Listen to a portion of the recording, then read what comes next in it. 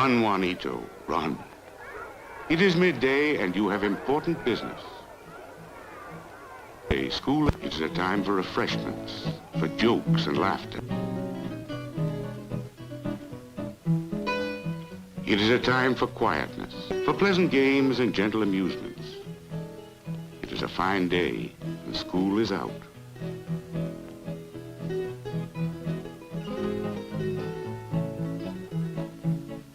It is a day, Juanito, and you have had your lunch. But your father is hungry.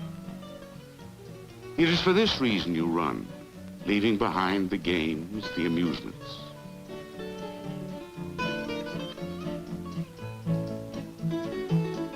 Run now for the food your mother has prepared. Father also may eat and rest and refresh himself. This is the story of Juanito and his father Juan Tomas Garcia, and his mother Maria, his sister Petra, his little brother Jesus, and the baby Conchita.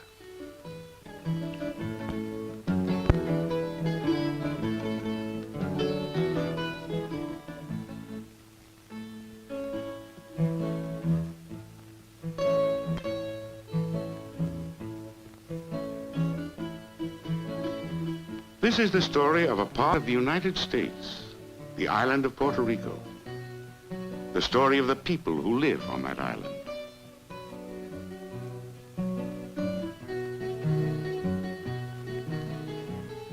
This is a land where many live by farming, where a man's living comes from tobacco or coffee or citrus or sugar.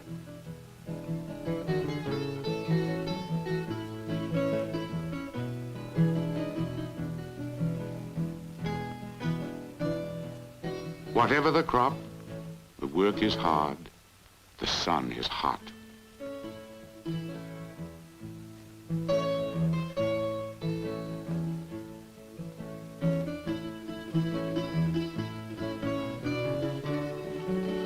The work is hard, the land is poor. It is difficult for a man to earn a living.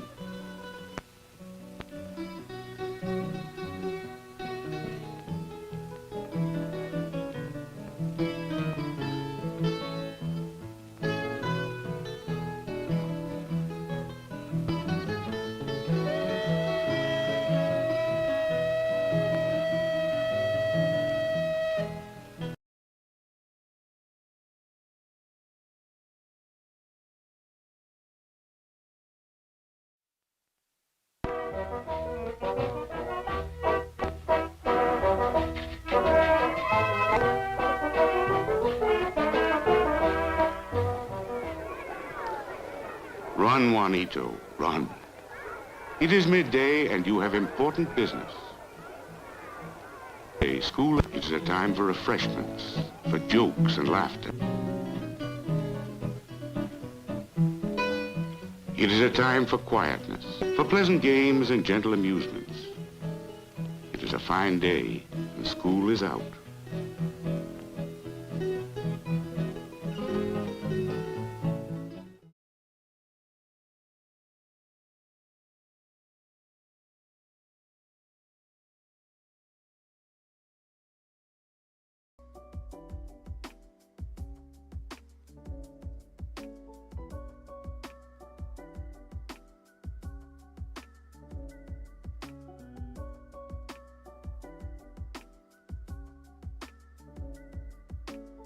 No, that's not how it's supposed to go. Actually, I'd completely forgotten that I put the shortened version of the video in the intro scene, because right now I'm still setting it up on my OBS, and like if the media is too long, it's gonna completely brick my computer, so it had to be shorter. And then I forgot that it was shorter, and I forgot that it like it just loops back into like the beginning. So just like forget that, okay? Just forget it. You learn how to stream soon enough? No, not enough. Not soon enough. Not soon enough. It's horrible. It's horrible. It's horrible, really, what happens with, you know. I don't know what I was trying to say. I have like my thoughts are a little skewed right now because my arms are really sore. My back is really sore. I'm so sick of moving right now, and I just like literally as I was typing up the title and thumbnail, which I should have done like probably, I don't know, 20 hours ago. I didn't, but I should have typed up like, you know, the stream title and thumbnail and everything. And instead I left it for half an hour ago. So I guess thank you for showing up even though it's on relatively short notice. You know. Do you work out or are you just old? Neither. It was neither of those things. So I really should be working out more. And actually, no, I am just old, but that's not why. I'm old, but I'm also somewhat able-bodied, okay? Like I'm not, which is why people don't feel like I'm old, because, you know, usually I'm a bit more adept at like moving and just like placing my body in shit. And you know, I'm good at moving my body, okay? Like I can do that, it's fine. It's just like, okay, I have to think about how to like tell this story without actually, like, fuck it, I'll just tell you what it is, right? Because like it's not like, because you remember, okay, I promise we'll get into Superliminal. Okay, we'll get into that. But I just need to get this off my chest like first. Because I had kind of like a moment today where I was like, wow, damn, I really am 60, right?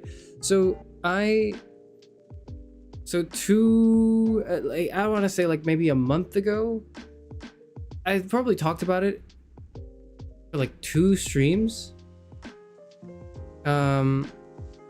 But I had like a desk, right? Or I used to not have a desk. For the better part of a year, I had been streaming in various other jank locations. None of them were a desk that had proper like space on it. Pretty much shortly after like I debuted. Like I debuted and I was on a desk. I was using like a desk when I debuted, I think. And then maybe for like about a month or two, since like a month or two after that, and since then I'd never had a proper desk. I'd been streaming in jank locations, different areas. I didn't have any support for anything I was doing. It was all just like, it was basically everything short of having a cardboard box set up, right?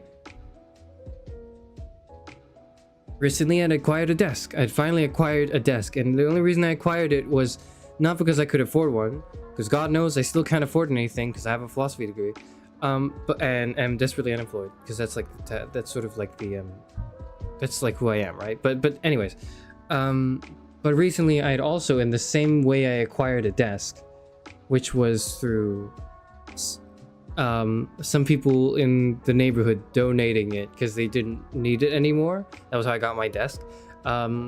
There was a TV.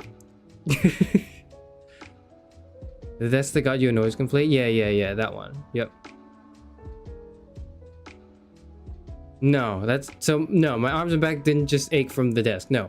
So like today, earlier today, there was someone who was giving away a television.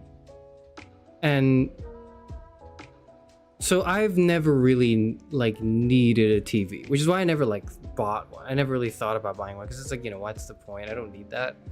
Like, I'm okay just using my desktop monitor for shit. That's fine, right? But then also, like, I felt like it was also kind of like the decorum of the room would be like enhanced if I had a television set. And it was just like I didn't need it, right? But it wasn't avarice. It wasn't like I was greedy and I was like, yes. But it was more like, oh, I feel like that would be really good. Also, in case, you know, like in case my grandkids come over, then it's like they won't have to look up at grandpa's like desktop setup with a shitty laptop next to it, like, and then go like, hey Gramps, what's the microphone doing there? Are you a YouTuber? And I have to go like, I don't know what that is. I'm sorry, I don't know what a YouTube is. I actually only read books in my time, and I don't engage in the internet at all whatsoever, right? Like, I have to go about doing that anyways. Anyways, there was this person who was getting rid of their TV, and they didn't want to throw it away because it was a perfectly fine, like, working TV. And so they were like, you know, I said, hey, I'll come pick it up. I'll come pick up the TV today. Like, if you don't mind, that'd be great. You know, I could really use one, which is true. I could really use one because, like, whenever that's the reason, one of the reasons why I haven't played any Switch games, not just that I haven't streamed any, but the fact that I haven't played any is because when I do that, I have to plug it into my desktop monitor, and then when I do that, I have to unplug all the shit that's connected to my laptop, and then it's like, it's so annoying, and I'm like, I don't fucking want to do that, right? I just can't be bothered. Your arms and back hurt because you don't work out, and that was your workout. No, I do work out, or I did, and I stopped a year ago because I moved away from the really nice gym that was near me at the time. And so now I don't have access to that really nice gym. And it wasn't nice because it had many facilities, or like, you know, it was super fancy. It was actually kind of like simple and basic, and it didn't have a lot of like fancy machines. It was nice because no one was fucking there. It was nice because I was by myself. I was doing my own thing, and at most there'd be like one other person there. And like, it was just peace and quiet, and I was so like, and that was what motivated me to go like, yeah, okay, I'll start working out, right? But I've since moved away from that location of that part of the library, so I'm not at that part of the library anymore, okay? Where there's a really nice gym around me. There are probably gyms, but they're less nice in the sense that there are more people. And generally the way it works in life is like, the more people there are, the worse that thing is, probably. Okay, like the worse, and it's generally speaking, the more people there are, the worse experience I'm having. Because fuck you, I don't want to talk to you. I don't want to talk to anyone. Okay, no, that's wrong, actually. I do, but I want to talk to at most like 3 other people. Once there's more than 4 to 5 people, that's too much. That's too much anymore. I can't handle that. That's scary. It's like, not, these are suboptimal social conditions, okay? So 1 to 4 is good. It's kind of like playing Mario Party, or it's like playing like a board game, okay? 1 to 4 players. 1 player is good for some things, but it gets boring, right? So 2 players is good. 3 players is good. 4 players is good. And maybe 5 players is really pushing it. And after that, it's bad. After that, it's not worth it. Anyways, I forgot what I was talking about. I do remember my television. Yes.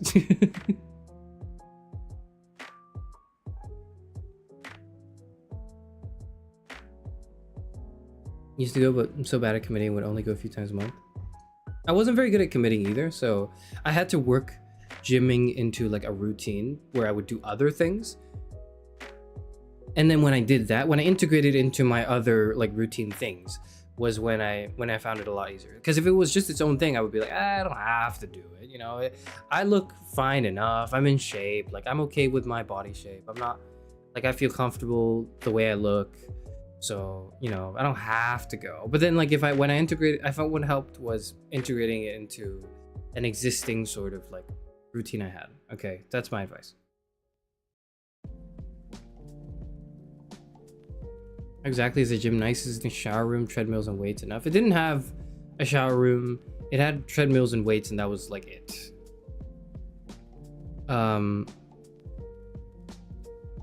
But it was nice because it was small and there was nobody there. Okay, that was the point. Go in the morning, less meat market feel.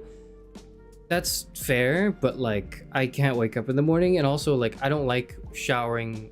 Here's the thing. I need to shower after I gym, but I don't like showering in the morning. I like showering in the afternoon, like late afternoon or in the evening. That's when I'll shower. Okay. And like it's not like I can't do it, it's just I prefer not to. Anyways, back to the TV, right? So I show up there. It's like a 10-minute walk from where I was and where I needed to go, right? And so lugging my TV back it shouldn't have to, like, I thought, if it took me 10 minutes to walk there, it'd probably take me like 20 minutes to get back if I really slow my pace down and grab and hold the TV. So it's fine, I'd be okay. I show up to the get it. I try and I go oh, I look at it and I go, oh, it's a little bigger than what I thought in the reference image, because it was this was an almost 50-inch TV, and it was not flat screen. It was not a flat screen TV. It looked like a model from 10, 12, 15 years ago, maybe. It was kept in relatively good condition. Don't get me wrong. It was probably, and it probably works, and I hope it still works. And it was probably usable for all of my purposes. It's just it was, I didn't I just, because in my head I was thinking oh, it's gonna be one of those smaller room TVs. But then I got there and I saw it and it was no, this is a living room TV. This is a living room, the family, you and the family sitting on the couch watching something the weekly thing show where everyone's, you got a whole sofa with it. Yeah, that's the size. And not only was it, near that big in its 2D dimensions, it was also kind of a thick one. It was, because of how old it was, right? And because it wasn't a flat screen, I want to say it was probably 3, 4, 5 inches thick at least. I think that's I'm trying to because I use the metric system because I'm not a barbarian, but I understand that most of my audience is American, so I'm gonna have to adjust, right? So it was probably I want to say 3 to 5 inches thick, something like that. It was just it was a big fucking boy. Okay, it was a big boy. When I got there and I picked it up, I was and I didn't want to it's not that I was insecure about my masculinity and I didn't want to look weak in front of this really nice woman who offered this television for free, and I wasn't gonna ask her for help fucking moving it, because I was you're giving it for free, that should be more than enough. Anyways, it wasn't because I was insecure about looking weak. I have no insecurities about that, okay? If I'm weak, I'm weak.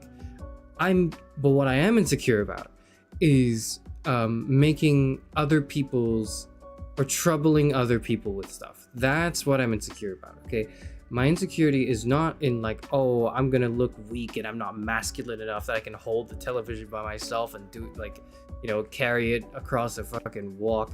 No, that's not what I was stressed about. I was stressed about annoying the person who was literally doing me a good deed already, and pissing them off. I didn't want to do that. I immediately, I assumed a power stance, I assumed power stance, and I was oh, I didn't because the guy showed up and the lady was oh, you didn't are you all right? Did you bring a bag? You drive? And I was no, I just walked over because it was a short walk, right? I'm not too far away from where I need to go, so I can just grab this, right? And so I assumed power stance, lifted it up, and I was yeah, okay, I'll be on my way now, thanks. I walk out the door. I turn the corner. The moment I leave vision of where I was, I didn't drop it, but I immediately put it down on the side of the road, and I was fuck, holy shit, I have to do this for how long? And it was if it was supposed to be a brisk 10-minute walk, right? But so I realized that it's really fucking heavy. 60-inch TV all by yourself, how? 50, not 60. but like, you know, it was like 40 something. It was like a 40 something inch TV. And it was like 3-4 inches thick. And I was just carrying it myself. I was just fucking heaving ass. And what I mean by heaving ass was I was hauling ass, right? Like what I mean by that was I would lift it up and I would move, I want to say maybe like 3-4 paces. I would put it down and I would take like a 2-minute break. Like I would literally just stand there going like breathing in and out, like and like people were going, like it wasn't super busy like where I was walking, but there was some foot traffic and people were like looking at me weird and like concerned, like I was like like I was the world's worst criminal who couldn't even steal a TV, right? Like I had to, you know, make it look like, no, I got this from someone who offered it to me. I didn't steal this, and also I'm not an incompetent criminal, okay? I'm just I'm just an incompetent philosophy major, which is a little different, okay? Because the difference between a philosophy major and a criminal is one does the robbing and one gets robbed, okay? And I won't tell you who's who.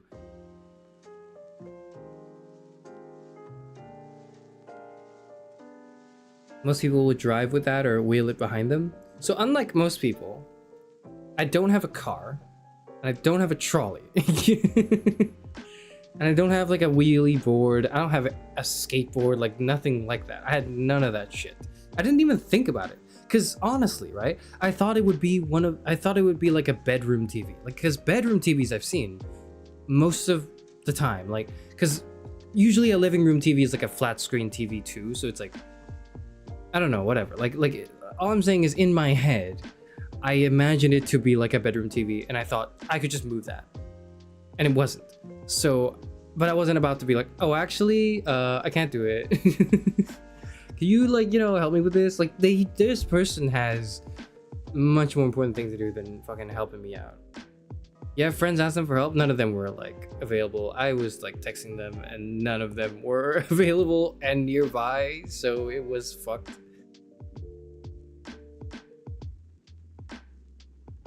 Male pride? No. I dropped all my pride and I like asked. Like the moment I left, it's not that I didn't want to ask for help. It's just I didn't want to ask for help for the person who was giving the thing to me.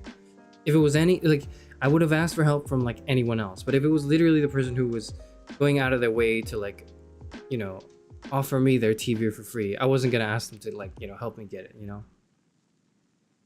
You have to have a ball and chain attached to your foot as well. No, but it felt like it. It gets worse, okay?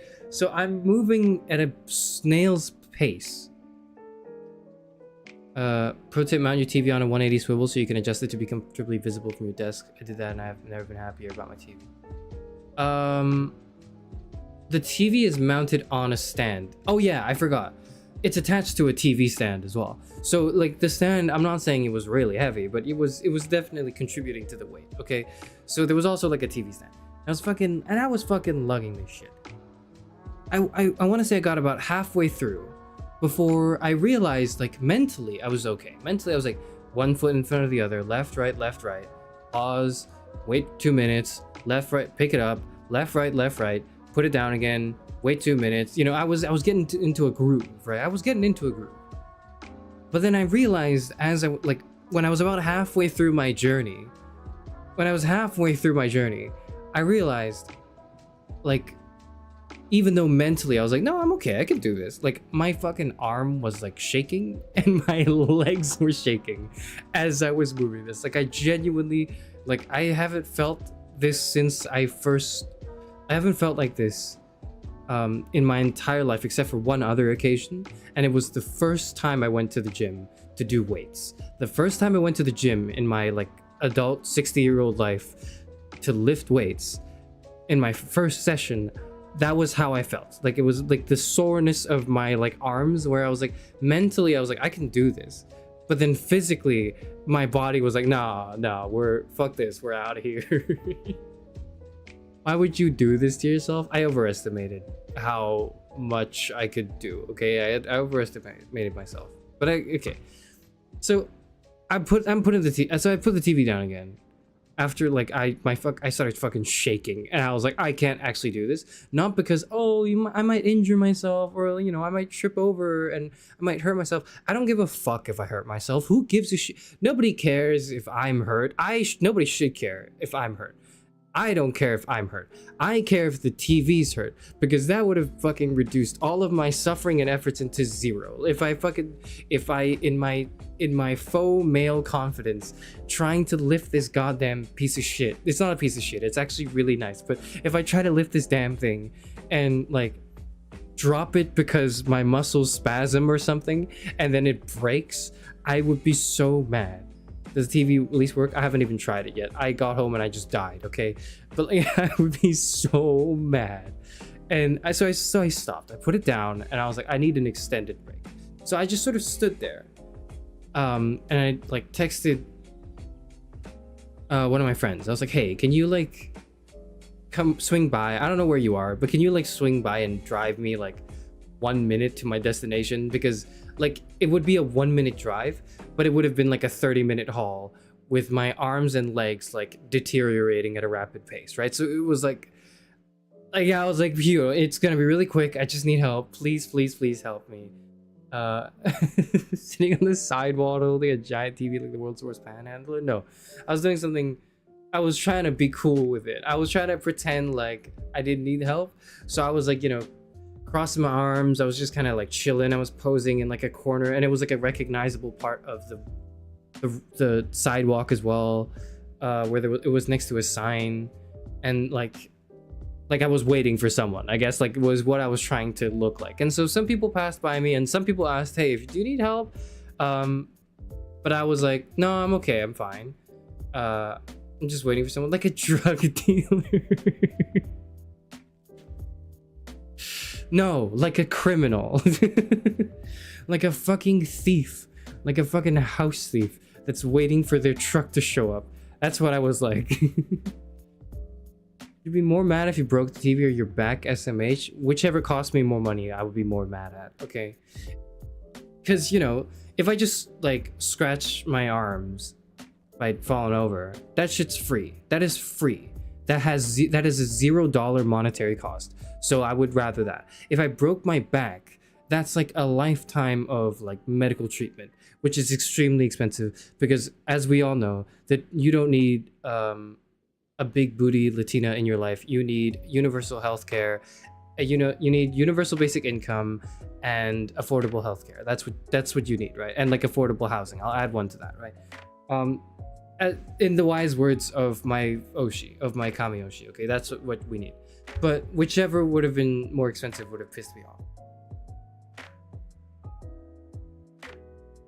This is the most harrowing story just to obtain a TV. So, let me get to this, right? So I'm standing there pretending like I don't need any help, while people were like, were going around and like kind of just ignoring. Well, some of them were ignoring me, and some of them were like, hey, do you need some help? And I was like, I don't need any help. I'm all right. I'm just waiting for someone, while I'm desperately waiting for my friend to text me back to just like tell me, yeah, sure, no problem, I'll come over, dude. Like, they like, nobody was there. Nobody was there for me. And as I'm standing there, I hear cackling. Okay? I hear sinister, youthful cackling. And first I'm just ignoring it, because I'm like, whatever. I'm doing me. I don't want to look over it. Like, I looked like, but I kind of like peeked. I peeked over in curiosity as well. I wanted to know what was going on. I looked over, and it was like a group of like 4 or 5 teenagers. Okay. So there were 4 or 5 teenagers cackling. They were all boys. They were laughing, probably at me. Okay. And at that point, I was like, you know what? I get it. It's probably kind of funny, like I do kind of look like a dumbass. I've got like an arm on my hip, I'm posing for something. I'm just like looking at my phone, pretending like I'm annoyed, but I'm actually just like really desperately waiting for a call, like for anyone to answer my call for help. But anyways, these teenagers are like walking by and they're laughing, probably at me, whatever. I don't care. Like, social embarrassment is nothing to me. I'm a philosophy major. I have a philosophy degree. I was a theater student, okay? Social embarrassment is nothing to me. It's not new, okay? I was born into this. I was born into social embarrassment. Like, I am a social, like, I've made peace with that, okay? Like, I'm a trooper. Nothing will stop me. My anxieties in life have been conquered. I am the strong. My willpower and determination is stronger, and my mental fortitude is stronger than 99.5% of all human beings on this goddamn forsaken planet. Okay, being laughed at for looking like an idiot, because I really did look like an idiot, was nothing to me. Okay. And then I feel something on my arm. All right, I feel. At first, it was like, I wasn't sure what it was. I thought it was like, you know, a mosquito, or, you know, like some of the bugs, because it's like, you know, we were outdoors, right? And it's like hot weather, the bugs tend to come out, you know. But then I'm feeling it. I'm starting to feel some shit. These motherfuckers are throwing rocks at me. Okay, that's you know, and I was kind of like, at first, you know what the first thing that popped up in my head when I realized these motherfuckers are throwing rocks at me? First thing that popped up in my head was like, is this a hate crime? Like, I was like thinking in my head, I was like, what would this, you know, like, am I, like, is it because I have my, like, did I put my arm on my hip in a certain way that, like, maybe made me look like someone that could be target of a hate crime, you know what I mean? Like, because usually I'm not, like, you know, like, I'm not. But anyway. So I was like, that was my first thought. My first thought was like, am I like hate crimeable right now? I feel like I've, you know, I didn't start giving my opinions on like feminist philosophy yet. I don't think I should have been hate crimed at this point in time. It's elder abuse, yeah, right? Like, that's, and then the second thing I thought was like, oh my god, I'm annoyed with kids now, and they don't see me as one of their own. I'm fine. People are finally recognizing me for the 60-year-old man that I am. Anyways, these motherfuckers are like pelting rocks at me during Pride Month, no less. Like, whatever, right? But like, they're pelting rocks on my arm, and that's honestly fine. But what freaked me out, actually, or what I was so worried about, wasn't, oh, you know, the rocks would hurt me. No, sticks and stones may break my bones, but they will heal, unlike the fucking television I was standing next to. So in my head, I'm like, I have to stop this. Not for me, not for my sake, but for the sake of the fucking machine next to me. Okay, I've gotta like, but I can't do it in a way that would incite more, like, that would cause the reaction they want to see. Because here's the thing with teenagers, right? Here's the thing with like the psychology of like these stupid fucking kids, okay? I don't know them, but I know them. You know what I mean? Like, I don't know them personally, but they're fucking dumbass teenagers, okay? And I know enough dumbass fucking teenagers to know how they think, okay? Like, this is not difficult. I was once upon a time, very many years ago, because I'm 60 years old now, right? But once upon a time, many years ago, I was also a dumbass fucking teenager. And so even if I wasn't the one pelting rocks at people, I knew people who were pelting rocks at people. So I had that, like, I knew that what they were looking for was a funny reaction. They wanted me to go, oh, ah. They wanted me to like go, you damn kids, and then, you know, waving like my walking cane around at them, maybe my fist at the sky. It's assault and battery. Yeah, I think it's like assault. I think that was probably illegal, because like the rocks were like, they were like the size, they were bigger than the size of my thumb. Like, they were not like small rocks. Like, if they threw them if they actually like weren't dumbass fucking kids, and they'd actually played a sport or done anything useful in their godforsaken lives for once, like to contribute to their physical health, maybe they could have chucked the rock like harder, and that would have actually hurt me. It didn't though. But like, I feel like the size of the rocks they chucked at me probably would have qualified as assault. Anyways, that's not whether or not I got assaulted doesn't matter, okay? What matters is my TV is safe, okay? That's what matters. I don't care if I get hate crimed. I just care that like my shit remains intact. That's literally all I can care about right now. So, with this primordial teenager knowledge in mind, I was like, okay. I turned to them. I looked up, and in an exasperated voice, that conveyed a sense, a tone of authority, but also like tiredness, and also like a like don't fuck with me, bitch, like sort of signal. It was a mix of like all three. Like I essentially just channeled like a teacher voice, if that makes sense. And I looked at them and I went, hey, can we not, boys, can we not do this? Can we not do this right now? Like I said something along those lines. Like I looked at them and they got it. That got a chuckle out of them. They got a chuckle out of them. They laughed because, you know, they got their reaction. You know, they got the guy, the guy lugging the TV like a dumbass to like look at them and say something. That's what they wanted, right? And I think that probably satisfied them. So, you know, they just carried on. They left. You know, they just kind of left me alone. They were walking anyways. They didn't stop intentionally to assault me. They were kind of just on the way. I was just like the next victim. I received an email later, apparently, that like it wasn't just me. There were also some people. There was also like an older lady walking her dog who also got like assaulted by the teenagers, like by not like serious assault, but like, you know, rock throwing as well, which I guess can be serious, but you know, it wasn't serious enough for me to like have to be wheeled off in a hospital into like an ambulance to get to a hospital. So I guess that means that it wasn't that serious, right? So these the fucking teenagers left, and I don't think they hit the TV. I think they were just throwing shit at me. They just wanted a reaction. I gave them a reaction without it encouraging them to fucking, you know, do more shit to me. Because I did kind of give them like the I will fucking fight you if you do this, if you keep on doing this shit. I gave them the like I will fucking kill you eyes. Like not like I will kill you, but like the like I will not go down. I will go down swinging. Like I might lose, but I will go down swinging, and one of you will cry. Right, like that was like the kind of like the what I was trying to telepathically convey to them as I said those words.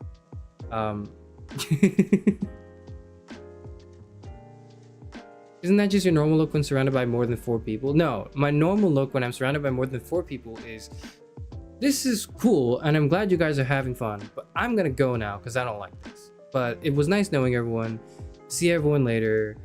Ta-ta. I'm gonna leave. Like that's my look. Not like I will fuck you up if you do this shit. If you continue doing this shit, I will. Like I will not. I will go down swinging. Okay, was the look I was given. So shortly after that, shortly after the teenagers left, I think it really is like the whole like this is the law of equivalent exchange, right? If you want like a free TV, you're gonna have to suffer the consequences of getting pelted with rocks. Okay, like it is what it is. Okay, it is what it is. Anyways. Shortly after that, like there was another older woman, I think, who drove by and kind of stopped her car and was like, "Hey, you really look like you need help. Do you want to like, can I help you, you know, with that TV?" And I was like, "Yes, please. Thank you, Lord." Holy shit. And so then I got drove back for the rest of the way, and so I didn't have to like break my back, I guess, essentially. My ass would have thrown a rock back. Yeah, but then you're like inciting them to like to fight you back, right? Because that's the whole like the whole thing with the teenagers like then was I wasn't trying to seek justice or whatever, or I wasn't trying to like make it equal. I wasn't trying to fight back. I was just trying to minimize the amount of damage I was trying to minimize the risk of damage to my fucking TV. Okay, that was my goal, and I think I achieved that. Okay, I think I achieved that. But anyways, like, you know, I got driven back, and then all is well. And for the rest of the day, I couldn't move my arms and my legs and my back very well. Like I was making food, and it took me like 3 hours to make food and eat food and like clean up. Because I just, like, I kept going, like, ah, fuck, ah, like, whenever I move my joints. And,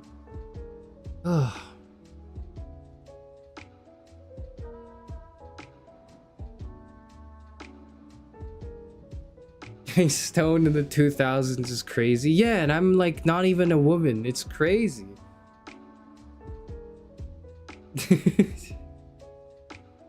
I'm just like a dude. I'm just a dude. Like I'm not not even like I'm just a fucking guy. Like I'm not even like a prime victim. You know, like I wasn't like I wasn't even like, you know, I wasn't going out anywhere where okay, I guess it makes sense to not make sense, but you know, one might expect in today's socio-political climate to get hate crimes, right? Like I wasn't in a rally shouting for something. I was just minding my own fucking business. It's fucked up. It's fucked up.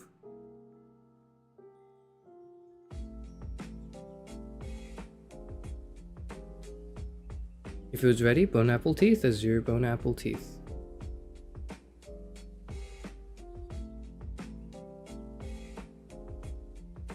Don't care, I'll fucking fight them. Yeah, but like, you know, you wouldn't be saying that if your TV was on the line, okay? And your ass could not afford to get another one. So like, that's not what you'd be saying, okay?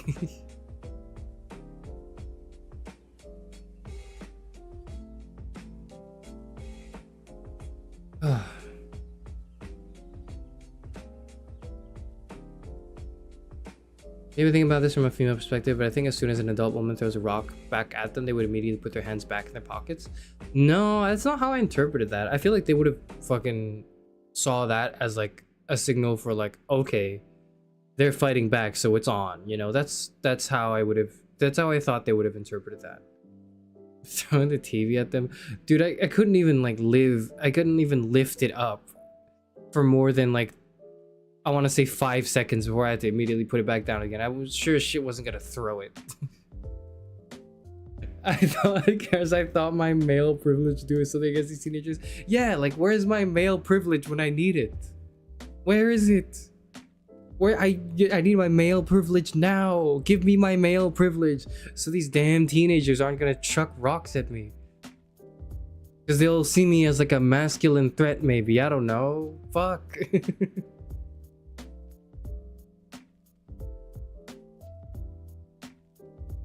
Most people don't want to hit women back if they seem like they can defend themselves. I mean, they did throw rocks at like another elderly woman, and she was like, she looked 60 something, 70 though. I think I didn't see this, but like someone saw this and then like emailed me later in the day going like, hey, are you okay? Like I saw like you being pelted by rocks, and someone else also got pelted, like another older lady got pelted by rocks by them, so you might want to report this to the police or whatever.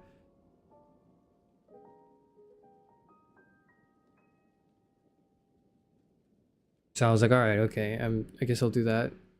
I haven't, because I don't know them. I don't really know who they are. But, you know, I don't know. I feel like I don't know. I wish I had my walking cane with me. Maybe I could have fucking whacked them with my walking cane. But yeah, that, you know what? Like though, the moral of the story though was I really felt in touch with my inner 60-year-old self. You know, I really did feel my like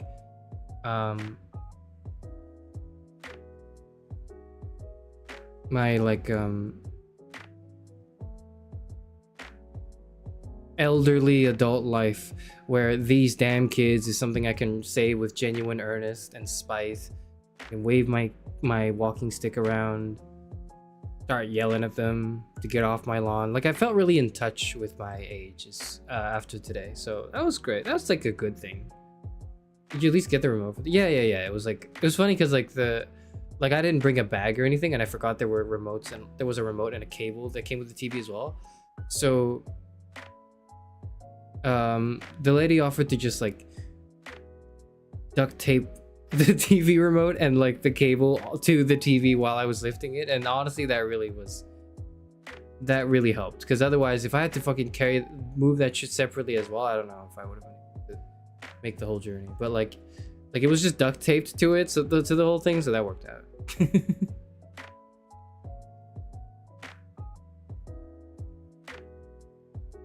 You just have to act crazier than the other person. Okay, that's true, but like I have a reputation to uphold in the as like, you know, the local librarian of Alexandria, the first and last philosophy major. They don't know I'm a VTuber, so they just know that I'm, you know, the first and last, or the last librarian of Alexandria, and I'm the first and last philosopher. Okay, they don't know I'm a VTuber, but like, I have like a reputation to uphold here in this corner of the library. Okay.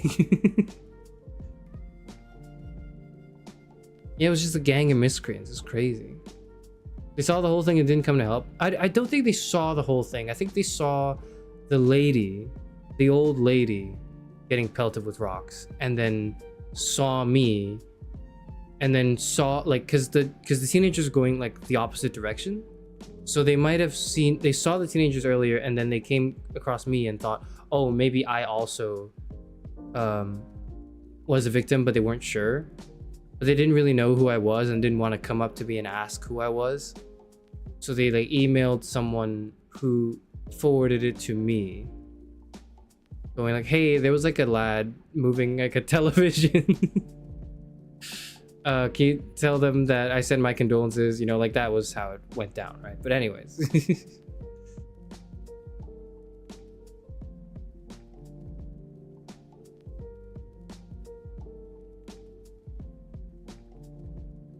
Reputation, you're 60, a philosophy major and former theater student. They don't know the latter. They know I'm a philosophy major, but they also think it's like respectable because they don't know my employment prospects. So it's like good. It's weird because it's like a bell curve of people that have, people who respect philosophy is like on the left end of the bell curve. People were like, wow, philosophy is such like an interesting and smart subject. You're such a smart person for having studied it, and you're so cool. Is on like the left end of the bell curve where you don't know anything, and then you're in the middle. It's where like most people are, or not most people, but a significant amount of people are, where they're somewhat informed by the job market and by the state of academia, and then they go like, you're a fucking dumbass for doing a philosophy degree. And I have zero respect for you, right? That's like in the middle. And that's like most people in the bell curve. And then you have people on the right, on the right of the bell curve, where it's like, you have to be some kind of insane to be willing to pursue philosophical development and also want to synthesize your philosophical understanding of the world with actual contributions to society, while knowing how shit the job market is, how terrible the economy is, how the housing market is fucked, how the cost of living crisis is not doing anyone any favors. And instead of just like doing things selfishly for yourself, you're actually, you know, trying to make meaningful impact and change into the world by looking deeply into the fabric and structure of society. That's highly respectable and commendable and admirable, right? So that's like on the right side of the bell curve. Not a lot of people are there. Some people are. Some people that I know are there. Most people aren't. Most people are in the middle or on the left, okay? Some people who are on the middle, a lot of people on the middle pretend like they're on the left. A lot of people in the middle who like look down upon it and think it's a dumbass employment prospect, which it is. Like, that's not what I'm objecting against. I'm objecting against the idea that we have to structure our lives around employment prospect, but that's a whole other rant aside, okay? I read the Communist Manifesto on stream months ago. What more do you want from me? Anyways, most people in the middle will pretend like they're on the left, where they're like, oh wow, that's so cool, wow, philosophy, you must be really smart. Like that's how it goes, okay? But my reputation to uphold is for the people who are on the right, okay, who truly do think that I'm doing something meaningful in the world.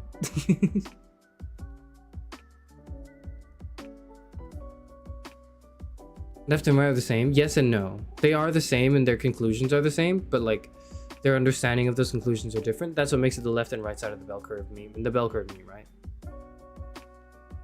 Sure, Chairman, you get respect from smart people. Believe that. I mean, they could be lying, but it'd be a lot of effort to lie to me constantly about the respect they have for me. So I'm just gonna assume they're not. And if they are, they respect me enough to lie to me in front of my face for many, many occasions. So you know what? I'll take that too.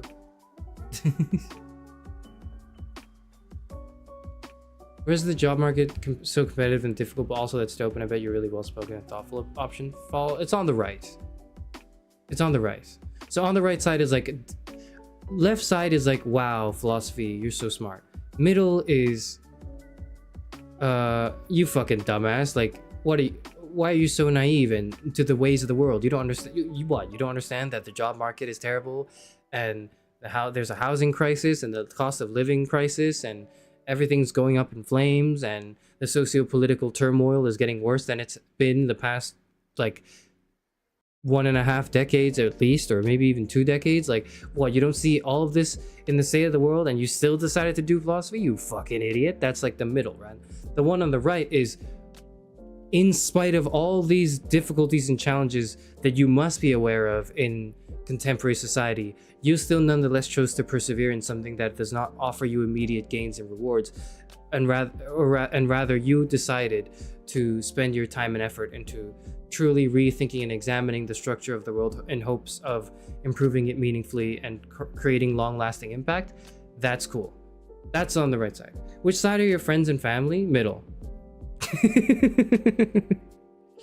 My friends and family are on the middle, or they are on the middle and they're pretending to be on the left. Some of them are on the left. None of my friends and family are on the right. Okay, none of them are. Some of like the people I've met who are more academically inclined and are not assholes are on the right, but there's like, it's very rare. Okay, there's not that many people.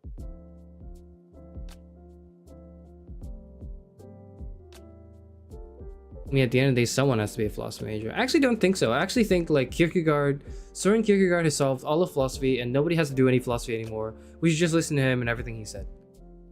So we should just like pack it up, boys. We've solved philosophy. That's what we should do. Kierkegaardian existentialism answers everything, so. No more need for philosophy majors. We're done, actually. Where'd I fall into if I yell at my AP calculus outside of a car window? A dick-sucking nerd. I don't know, you're like on the left. You're on the middle and you're kind of an asshole, but like, I get it. Unless they deserved it, in which case, you know, I don't know. My degree is liberal studies, bro. Yeah, but like, you can at least trick someone into thinking you'd get like a good like career out of it. Like, it might not be true, but you could probably tell this lie to some gullible people and they would believe you. You couldn't sell philosophy as that. Like, no one would listen. No one, not even a dumbass, would hear philosophy degree and career in the same sentence and just nod along and agree. Like, that's just not the case. Philosophy is kind of dead though, right? I mean, it's interesting, but generally you only need it if you're going to be a lawyer.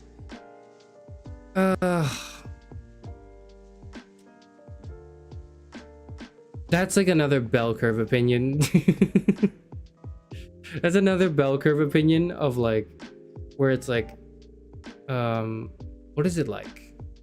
It's like left side is, wow, philosophy is so interesting and it's constantly evolving, and there's going to be even greater minds that come from in the future and present than those that have already come in the past. Middle is, philosophy is fucking dead. Like, what is the point of doing it? You should just take all of the argumentative structure of it and be a lawyer. And on the right is like, philosophy is not dead, but it's dying. It's not dead yet, but it's fucking dying. That's what's on the right side of the bell curve. Poor chairman having to defend his right to live as a philosophy major every morning. It's true. It's true. They don't tell you this, but like, you know, the most oppressed class of people is actually philosophy majors. No, it's not women. It's not people in the LGBTQ plus community. The most oppressed class of people are actually philosophy majors. It's true. It's true.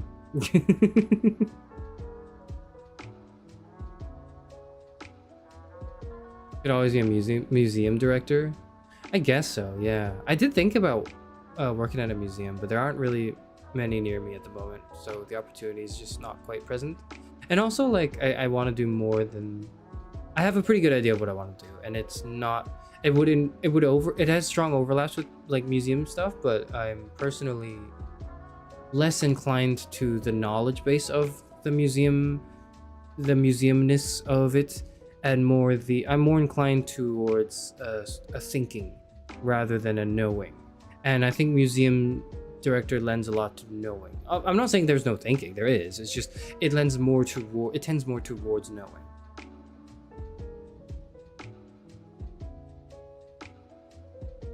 The goal of a liberal studies major is to train students to communicate effectively both orally and in writing, to develop skills in critical thinking and problem solving. Basically philosophy/S.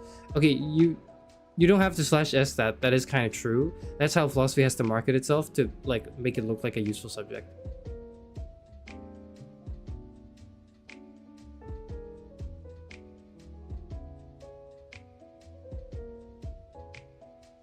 Now there's nothing new to think of, and there's definitely isn't going to be some new amazing person who thinks up something genius. At least that's what I think. I'm gonna make sure of the middle and the end. Well, sorry to like burst your bubble, but like you're actually watching the live stream of someone who's going to be the next amazing person who comes up with the next genius thing. There you go. There's sorry, but it's actually wrong, because I am the aforementioned intellectual that's going to rewrite the course of history. Move to Denmark, learn Danish, integrate yourself into Danish culture, live your greatest Kierkegaardian fantasy. But that's not the Kierkegaard fantasy though, that's the Danish fantasy. Kierkegaard happened to be Danish, but that doesn't mean he's like, but if you want to live in a Kierkegaardian way, you don't, you know, learn Danish. In the same way that like the Euphranorian way is not necessarily to VTube, okay? It's, you don't have to be a VTuber to be Euphranorian like, okay?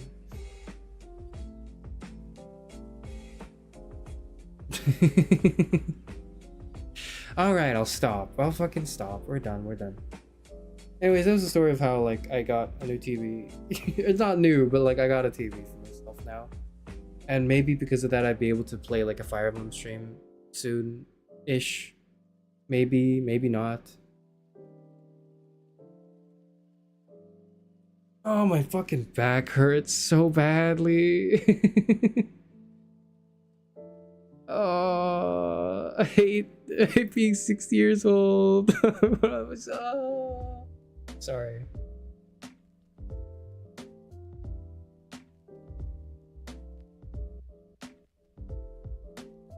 Do you have annoying ways to sit in your room for an hour with your thoughts and then doom scroll a little?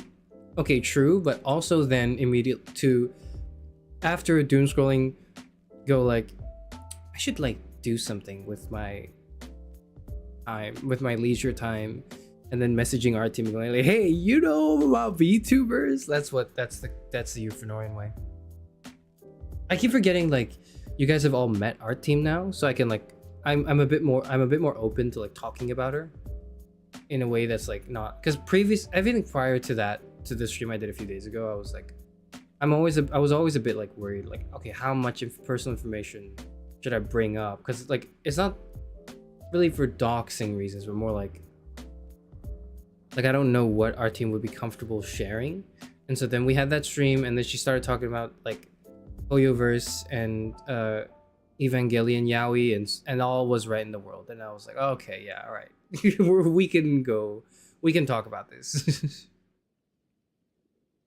But yeah, just my quick thoughts about the stream of the other day, and how now I'm a lot more open to talking about our team. So if you have questions about our team or for our team, you can like shoot me. I think our team's in the Discord now, actually. I think she's in the Discord. Let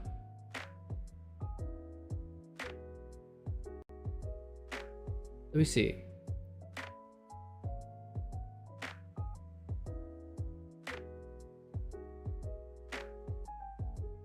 Give me a second.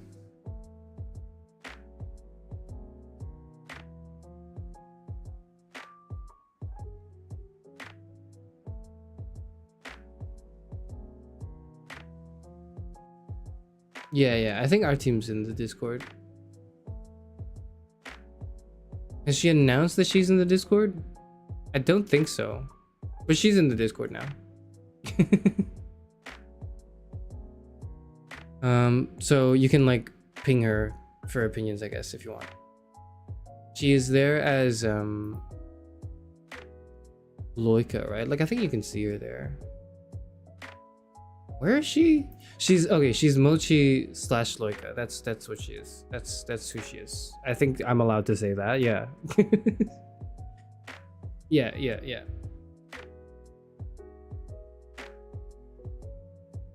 How can Eva have yaoi if there's like 4 male characters? A dedicated fan base and a continuous drip release of new content that fuels and stokes the fires of people who are obsessed with this same thing.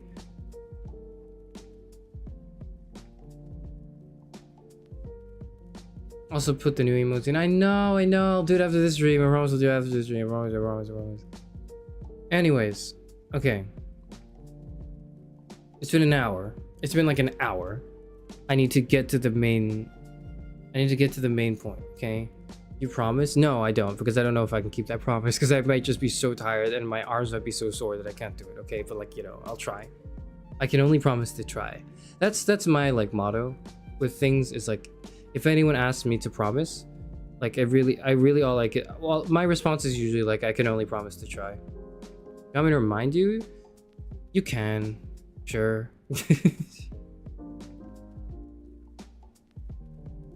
We're allowed to ping her? You can, but do so respectfully. Like, you can ping me in like a shitpost meme that makes fun of me. Like, you can do that. Like, I'm not gonna be offended. I'll just ignore you, right? Like, you can ping me and say something inflammatory, or ask for something unreasonable, like, hey, can you do the ASMR thing now, even though we're not at 1,000 subs? You can do that.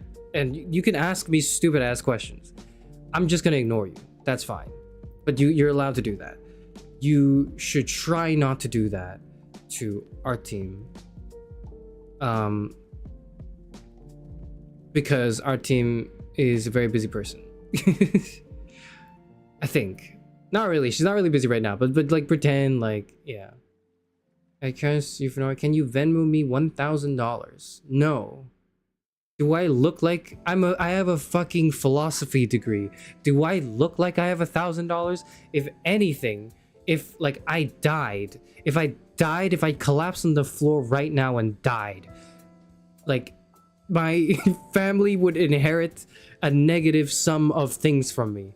Okay, like I would have there's nothing to my name except like this VTuber model, which is not even to my name, but you know, there's nothing to my name except this VTuber model and a fuck ton of debt. Okay, I wouldn't be able to Venmo you $1,000 even if I wanted to, and I don't. Can I take out a life insurance policy on you? No. Stop.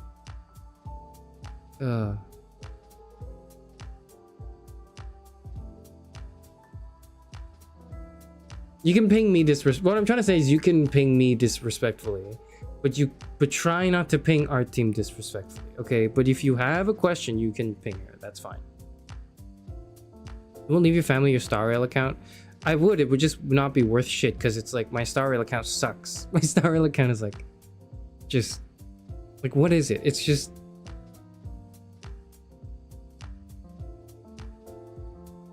like I can barely clear MOC. Like my Star Rail account is not that good. I'm clearing it with like at most 1 or 2 cycles to spare. It's ass. I have an E2 S1 doctor ratio there. It sucks. Can you DM me a personalized good morning message reminding me of stuff I need to do? No. Chat, let's take a life insurance policy out on him.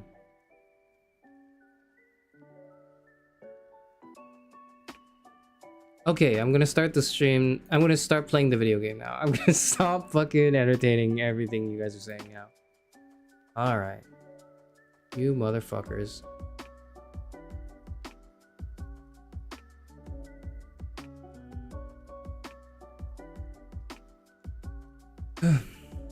Superliminal. Don't blast my ears, please. Oh yeah. Okay. Before we begin, some brief things about Superliminal, okay? Superliminal is a game I played, I want to say someone recently. I think I played it in 2022, I want to say 3 years ago.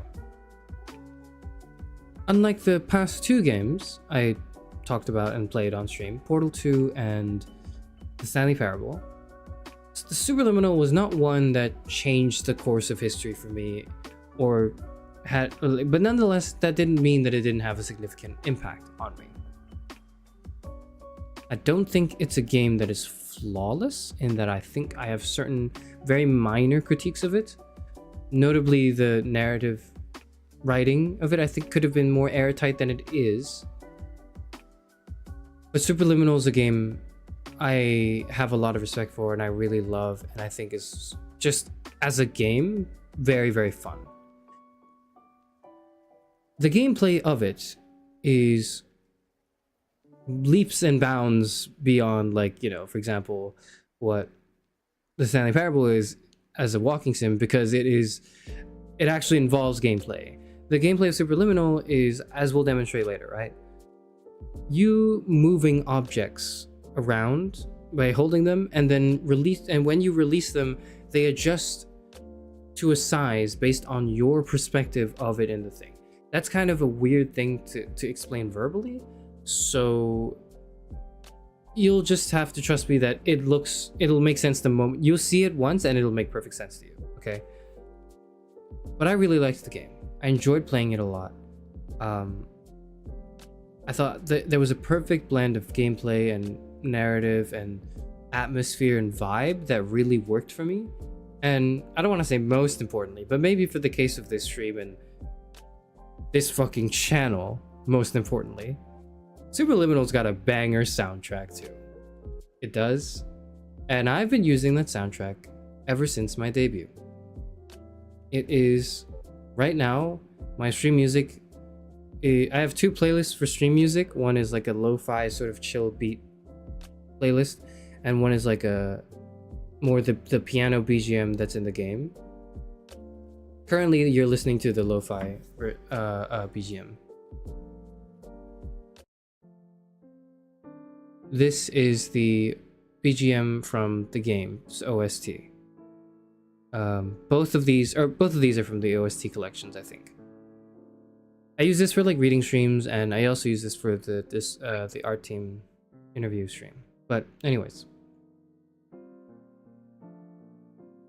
my fucking musical identity in this channel, the strong core part of this channel is entirely owed to Superliminal. I stole it from them. I did. And one day, I know that, you know, as YouTubers get bigger, they can't really use the video game like soundtracks that they use for their curations on YouTube anymore. I hope that one day, if I ever grow big enough to have that problem, and I hope I do one day, you know, I'll get big enough that it's like, oh, I can't actually keep using this because it's technically copyrighted. It's just the copyright around it is quite lax. I hope that when I get to that point, instead of, you know, just using some other BGM or commissioning BGM, other BGM to use for the purposes of me live streaming, you know, on YouTube. On YouTube, I was gonna say YouTube and Twitch, but I don't stream on Twitch, so on YouTube, right? My goal is to be able to afford to license the BGM that I'm using right now to use officially, so that so I can still use it the way I use it right now. That's how strongly I feel about this BGM. I love it. It's the perfect fucking vibe for what I want for what I want this channel to be kind of like. Like it's so good. It's so good. You played this before? Yes. So we're not playing it for the first time today, or I'm not.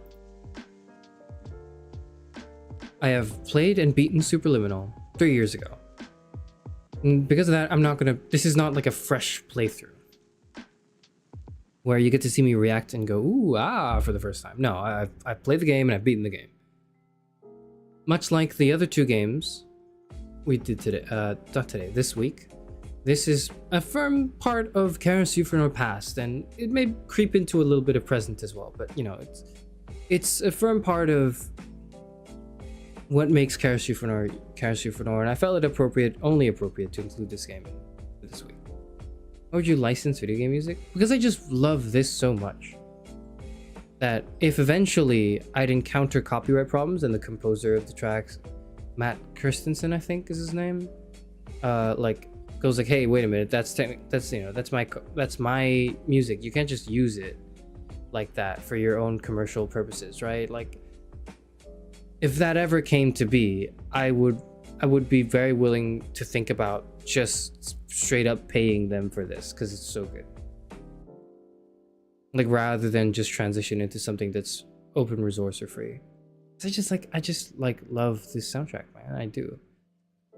There's a very, I don't want to say it's a famous clip, but there's like a clip from one of my VTuber Oshis that succinctly captures how I feel about the BGM.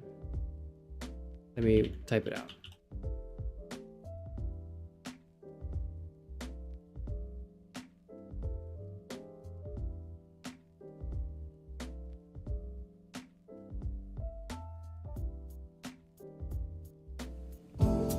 Yep.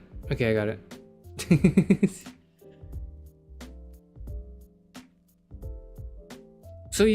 So I just want you to like know where this is coming from. Okay? I want you to know where this is coming from. Is Roni licensed the composer? I don't know, I have no idea.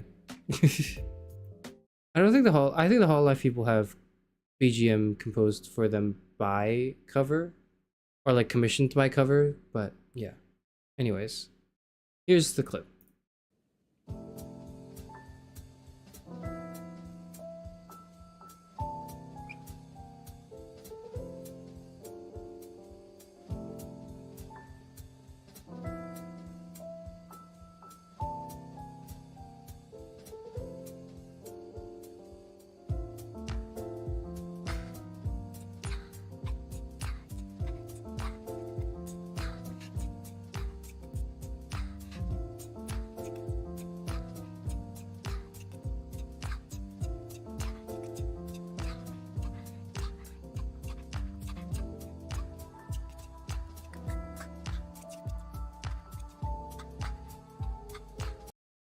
That's it. That's the clip. And it goes for like 10 hours. And it goes for like 10 goddamn hours, okay?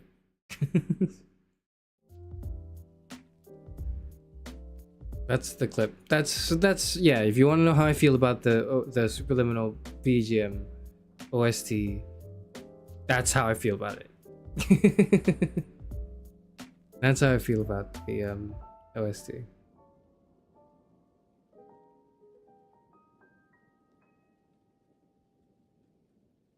And I miss Alma. Me too. Me too. But there's a gerbil on a train that, you know, sounds an awful lot like her, so. Alright, no more. Okay. Hold on. Let's see if we can do this.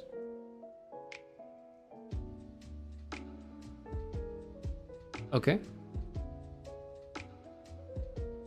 Now I'm gonna pause the Superliminal music so I can play the Superliminal music, alright? Is there music? I paused the BGM just for the BGM to play again, didn't I?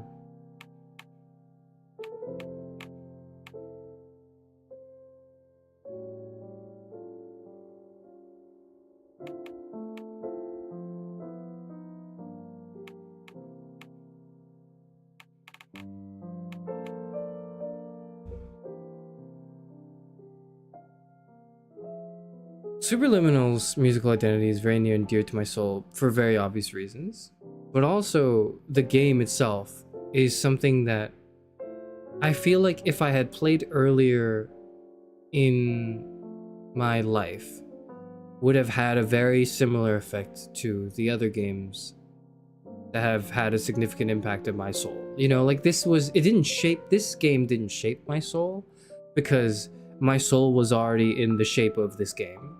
So, you know, like, you know what I'm saying, right? Like, this didn't change me, but it really did solidify me as a person, I guess, this game.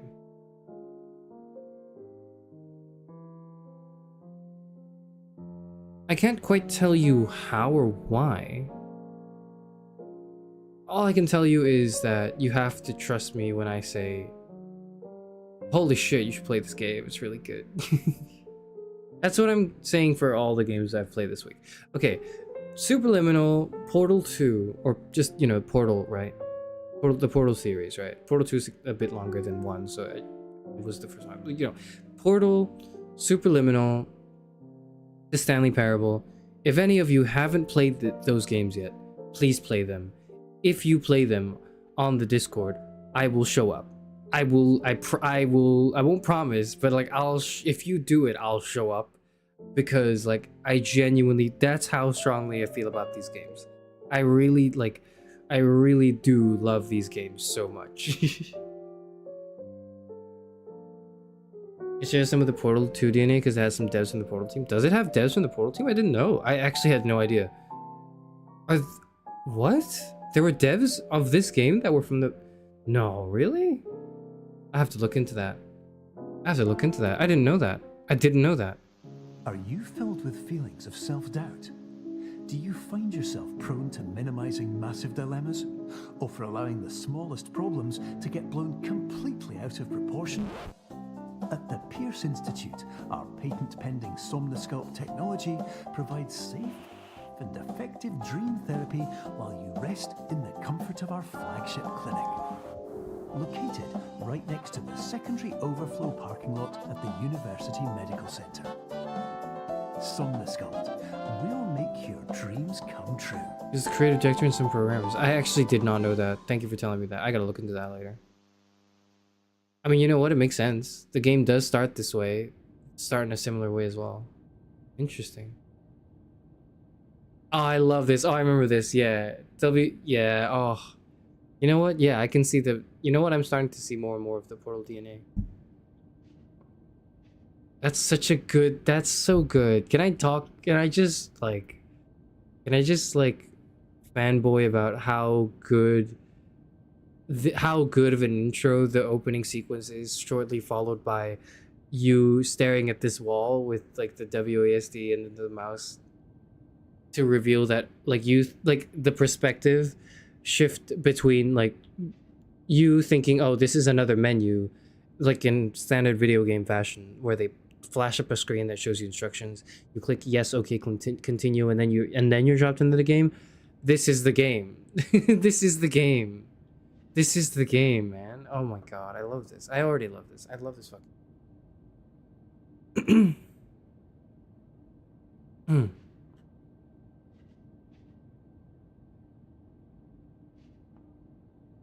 Terms of service.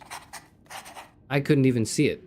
I wanted to pick it up and look at it, but I couldn't, and now I've signed it. Oh well, again, I guess if it's open now.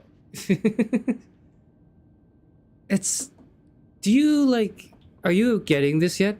I did literally 2 actions in this game, and already I'm like, this is so good. I love this. Holy shit, I love this game. Like, do you see what I'm excited about? Are you getting my shared passion? As I talk very much about, like, my obsession with this video game, like, do you see why I love this so much? If not, you will in like maybe 5 minutes. So we walk down this hallway, this corridor. It's kind of creepy. It's a little like unsettling. It's a bit ominous. Perception is reality. Grab. Oh man, I love this fucking game.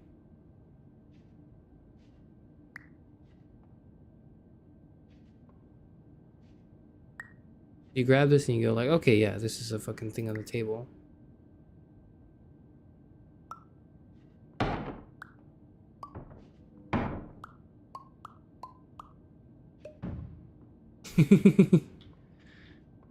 Oh man.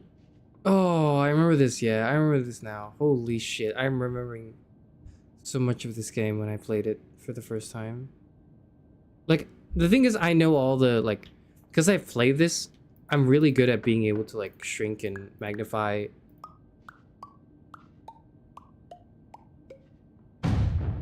in a way, in a very quick way.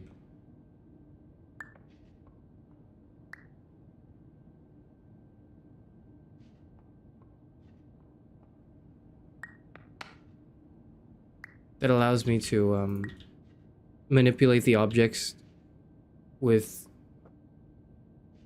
ease. So I'm gonna be breezing through most of these puzzles, is what I'm trying to say. But that's because I've already beaten the game before. And not only that, I beat the game, and then there's a multiplayer mode where you go around, like, it's a short-lived experience. I don't think the multiplayer mode's that fun, but it was like just a little something extra you can do. The main selling point is the base game, right? And I fiddled around with the mechanics of it so much that I've gotten really used to it. That was 3 years ago, though. Oh, I can jump. I forgot I could do that.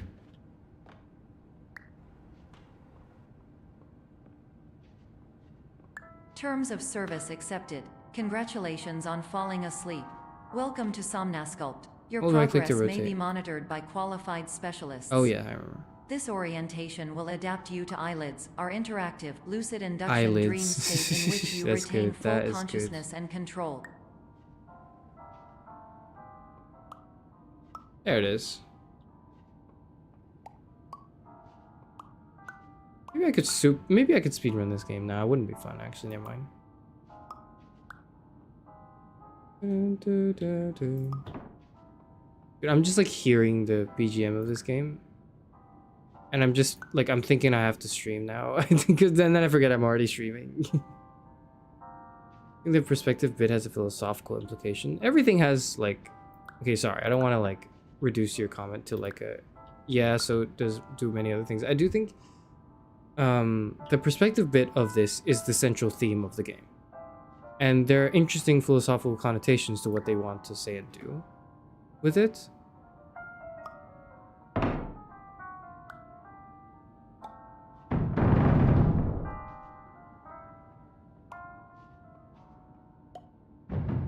There's many ways you can do this as well. You can actually like make this board, or you can like climb the blocks. There's a few different ways to get about this first room puzzle. And if you really carefully try to manipulate stuff, you can do things that are illegal. You can smuggle some shit into the next room. I forgot how I did it. I think it was like...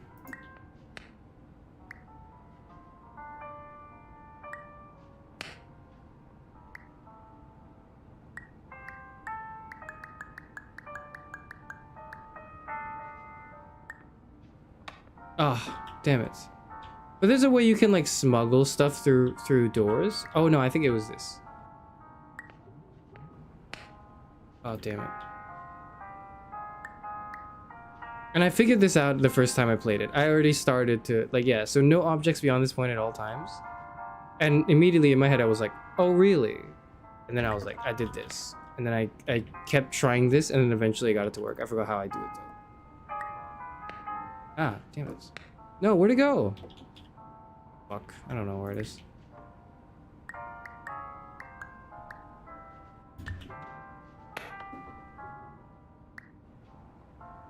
You basically, while you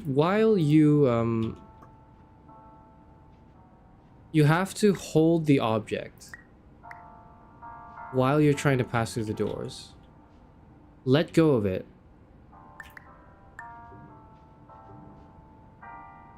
And then just flick it over, basically, is what you're trying to do. I'm gonna spend most of my time doing it.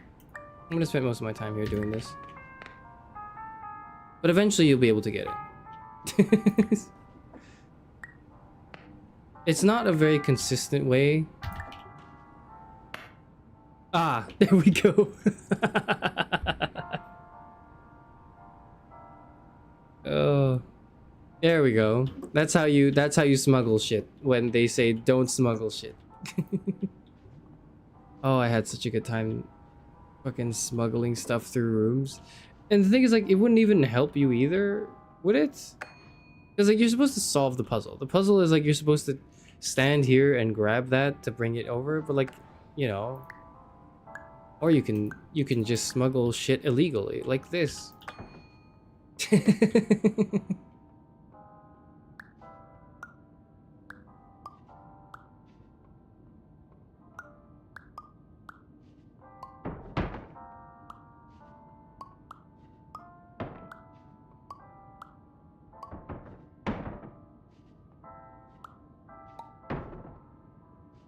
Yeah. Yeah, you can just... You can just, like, do that, or you could also, alternatively... Ah, damn. We'll try again. Yeah, get out of the way! Get out of the way! Get out of the way! I want to grab the block! I can't do it. Whatever. But what I'm trying to say is, it's easy to... It's not easy, but it's possible to smuggle stuff through rooms if you really want to. And since it's an old-ass game... You can move oh, freely, yeah, that's funny. interact with surrounding objects, and listen to messages from your patient care team. This was so that good. I am the standard orientation this was so protocol, weird. Like, and that my oh voice shit. has been Oh, and then you see the explicitly paint chosen can. to remind you that I am not a part of your patient care team. I do not care. Oh, yes. Me too. It's real as fuck. That's the realest shit.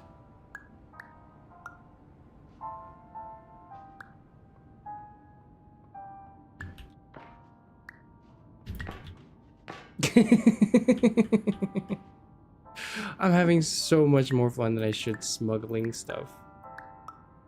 It's not even the point of the game. The point of the game is supposed to be doing puzzles. I'm just having so much fun smuggling stuff through the wall.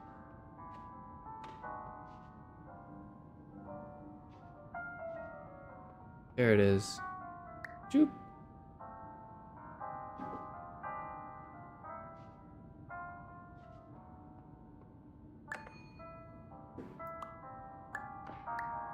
There you go. Now I can move this paint can further in. Where'd it go? It went there.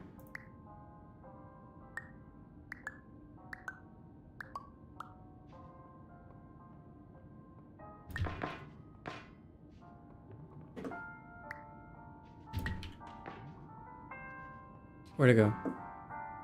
Did it go past the door? Is it in the door? I think it's in the door. Alright, whatever. Oh. Oh, I remember this puzzle. I remember this puzzle as well.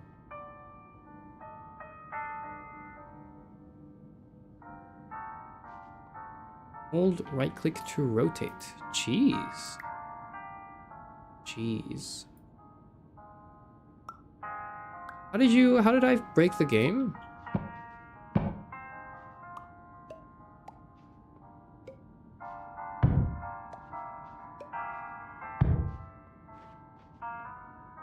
I don't remember how I broke it, but...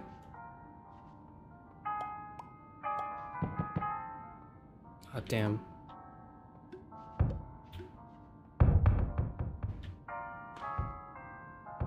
Jeez. I got up here. Yeah, and then I did this. No, I did this. The walls break. I thought the walls break. Maybe they don't. Maybe they don't.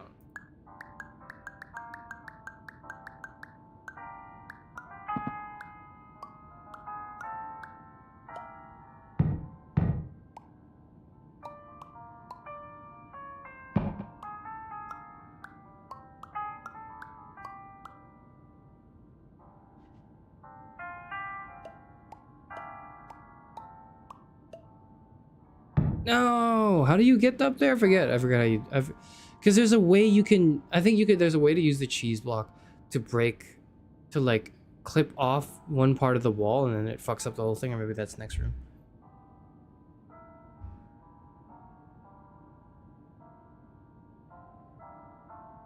Cheese block falling from the sky like a cartoon anvil.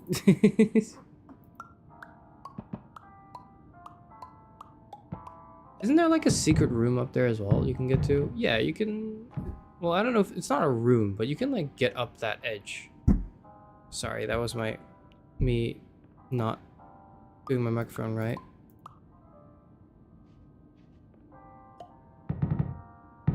You know, I actually forgot how you're supposed to get through this normally.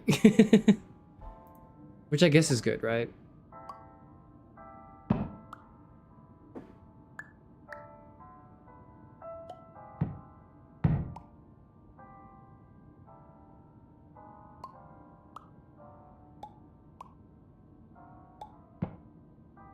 How do I make it really big without... I forgot. I forgot. I don't even think it involves staying up here. I just wanted to go up here.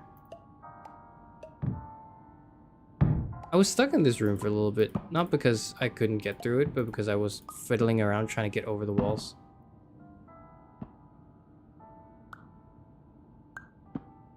Once I get to something cool is when I'll stop, I guess.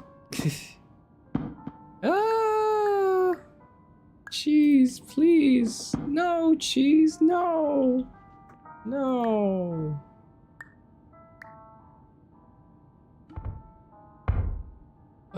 That's close enough, I think.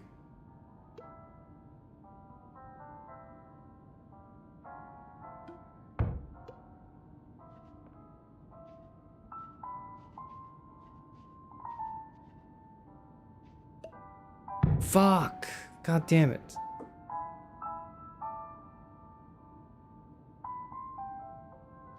I think it's like, I think I have to put it really far from me. Yeah, no, that's the technique. There we go. That's the technique. That's the... It has to, the technique is it has to be really far away from you.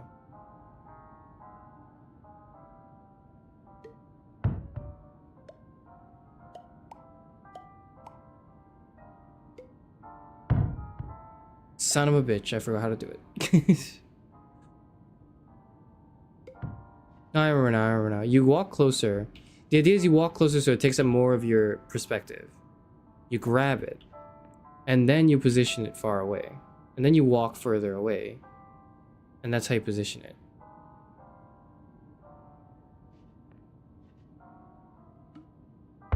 Yeah, that's how you do it. Yep.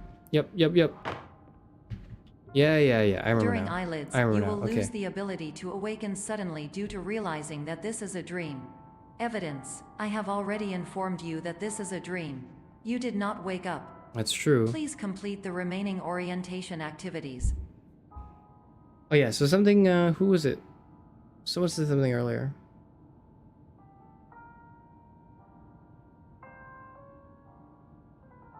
But someone said, the idea of perspectives is inherently very philosophical. Kind of true. There's different aspects of, or like, there's a lot to talk about in this game in regards to philosophy. One of the first things that comes to mind that I think is worth talking about is the idea of dreaming, the idea of like whether or not reality is real. That is the premise of this game, and what allows for the perspective shifting objects to make sense, right? The waking up motif and going back to sleep is very apparent here, right here. And as you'll see as you go through later levels, also very, very apparent. The idea, the philosophical implication of this, you know, existential crisis of how do I know if I'm in a dream is Cartesian skepticism. I've talked about it a lot on this channel, but all you really have to think about is just basically the fact that, ooh. And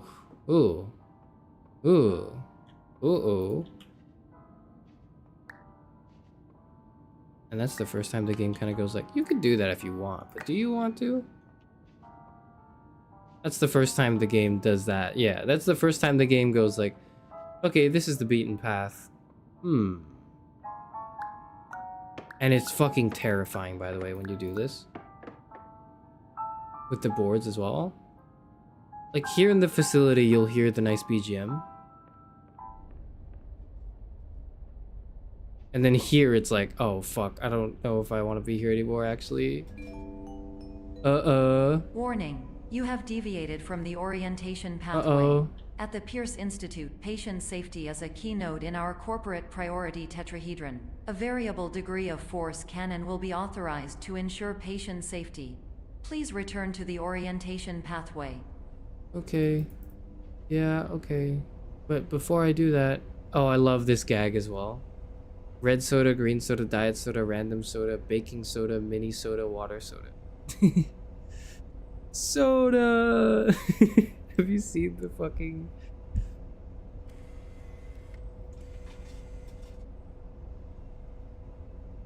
What was that?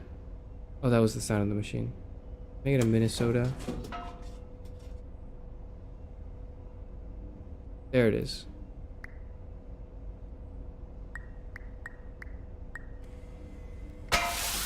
Ah, fuck. Shit.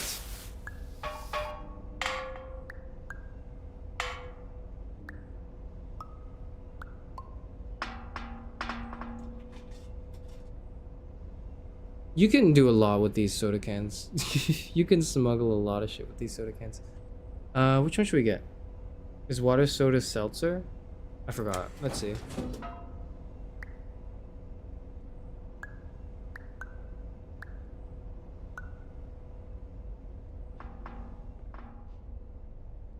I don't think it says here. Don't be a fool. Hydrate. Okay. We got our loot. Let's put that there as well. Which one? One more. Which soda should we do? I'll let you guys vote on this. I'll let you guys vote on which soda we should get. What do I want to talk about? What did I want to talk about just now? What was I talking about just now? Oh yeah. Cartesian skepticism. Evil demon is has put your brain in a jar. How do you know? So if you've played a Honkai Star Rail, you might be aware of the phrase brain in a vat. And if you are also not a degenerate and you just kind of are well informed and educated on various general matters, not specifically pertaining to philosophy, or in general, the phrase brain in a vat or brain in a jar, whatever, may also be familiar. This is in reference to the thought experiment of René Descartes, when he proposes, in his, line of skeptical doubt, what if you were in a dream right now? That's how he starts it, right? What if you were dreaming right now? You don't know you're in a dream when you're in a dream. And the moment you know you're in a dream is when you're able to wake up from it, right? That's the whole idea. That's the whole idea of a dream, is you don't know until you get out of the dream. So how do you know you're not dreaming right now? And you might propose and say, oh, well, various things happen in my dreams that don't happen in real life. Or maybe, you can point to patterns or trends and say, oh, in dreams, I don't remember details. But in real life, there are a lot of details, so I look for that. And it's like, the idea isn't like, what's the difference between dreaming and reality?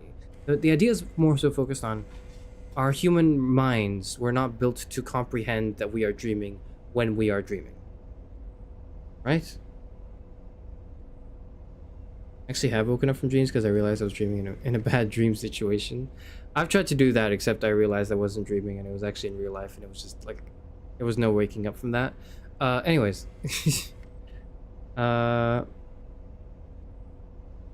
Baking soda, diet, random. I'll get baking soda because it's funny.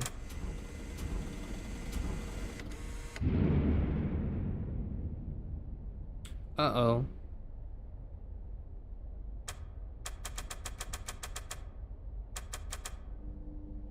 I think we broke it. Alright. Well, no baking soda. No soda for anyone, I guess.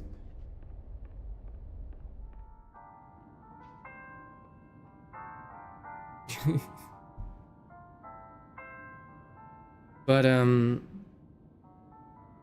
idea of being stuck in your dreams is very Cartesian, right?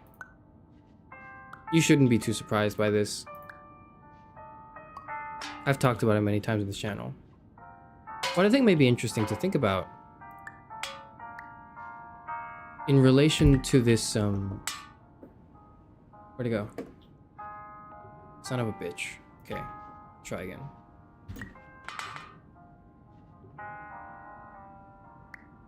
Okay, let's try again. You basically want your body to collide with the object in a way that forces it through the force field.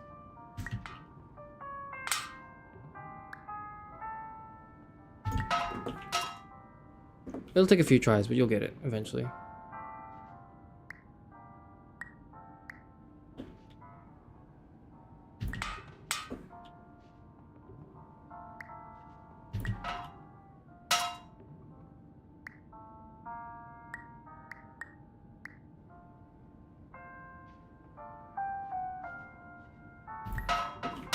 Yes. Oh.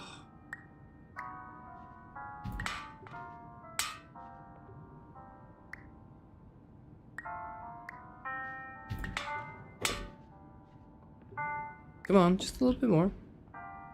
Just Did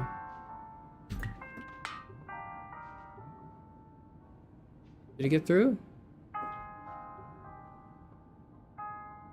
I don't see where it is here, so I think it got through, right? Oh. Oh. Oh. Oh. Oh. Oh. Ugh. Oh. Huh. Huh.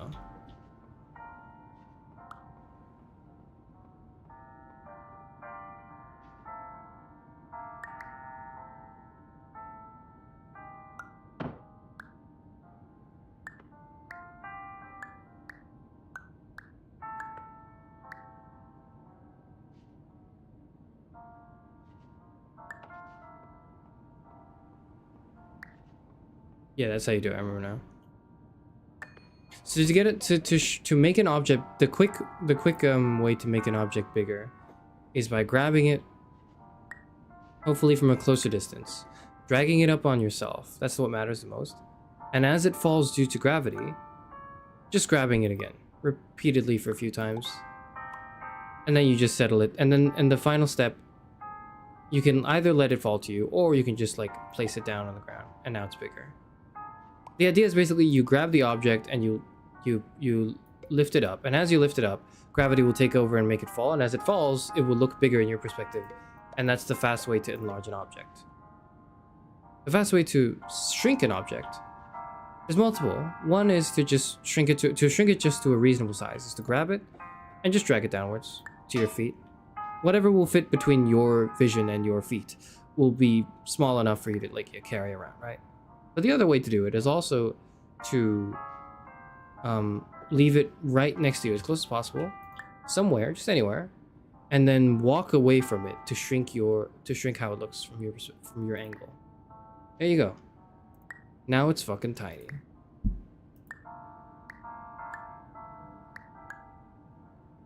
Now it's fucking huge.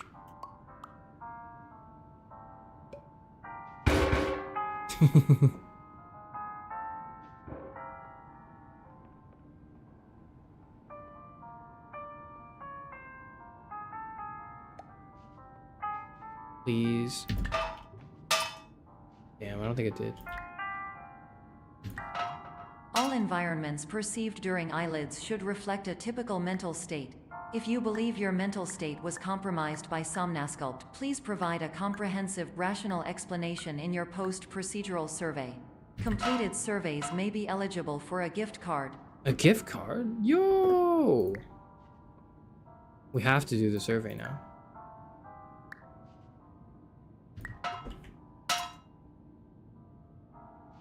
I don't think it got past. Couldn't smuggle the damn thing. Ah, whatever, we'll give up. We'll give up, doesn't even matter actually. Anyways, the point of the Cartesian thought experiment is what he eventually led to is cogito, right? Cogito ergo sum, which is I think therefore I am. It's a big Dr. Ratio thing. He says it a lot, but what you need to know is that what he meant by I think therefore I am. There we are. What he meant by I think therefore I am is that throughout this doubting, this skepticism, this I could be in a dream, my brain could be in a jar right now. There could be a scientist manipulating my thoughts to make it seem like I'm living my life, but actually, and like I'm perceiving everything, and I'm tasting stuff and I'm moving things, but it's all actually just electrical circuits like and cables tied like plugged into a jar where my brain is. And I think I'm living my life and I'm actually not, which is like a stronger basically extension of the skeptical doubt present in your dreams, right? How do you know? How can you know if you're living as a person or your brain is in a jar? You can't. That the idea in Cartesian skepticism is you cannot. And because of that, there's not that many things, a la empirical evidence of stuff. People beyond this point with objects will be fine. Okay, now I've got to get an object. Shit, now I've got to get an object somewhere. Oh, I don't know how to get one.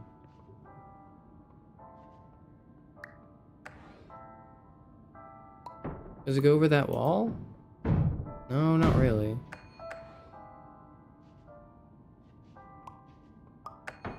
Oh well.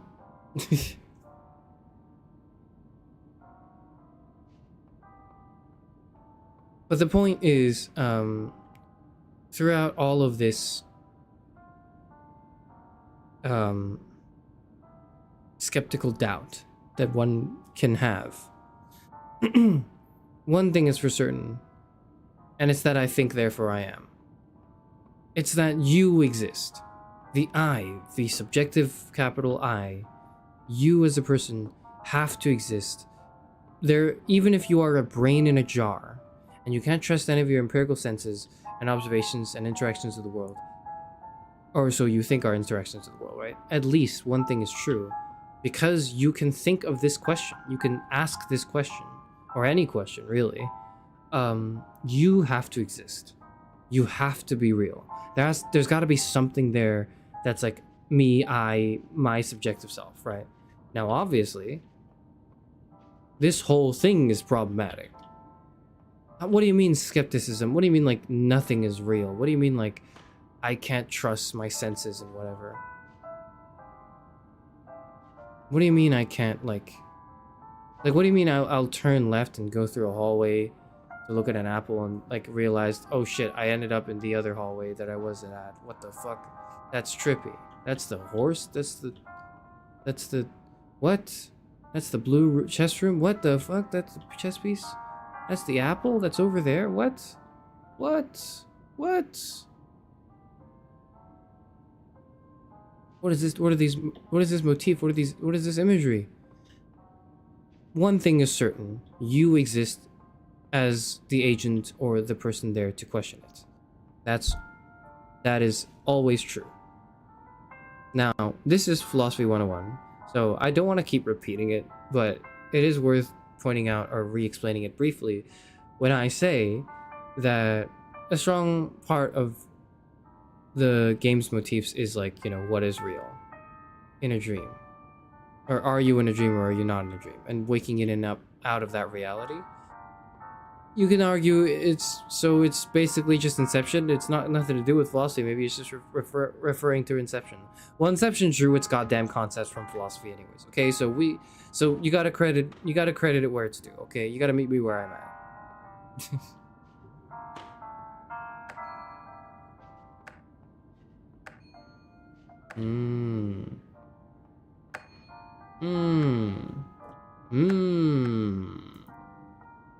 How the fuck do you do this again? I forget.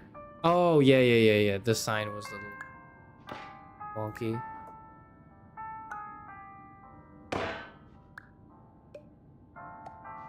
Also, there's a sound cue for the buttons, by the way.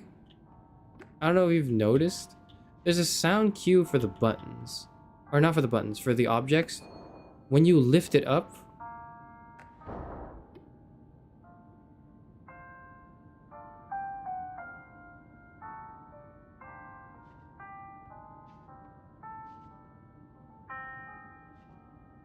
can I just...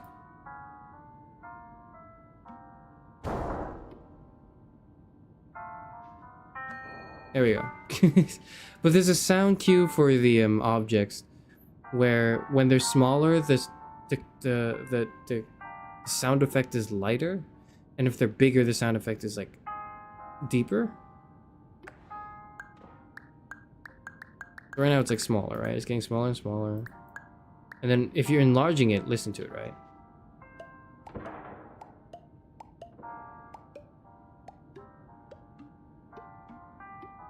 Just a quick thing to, like, you know, touch upon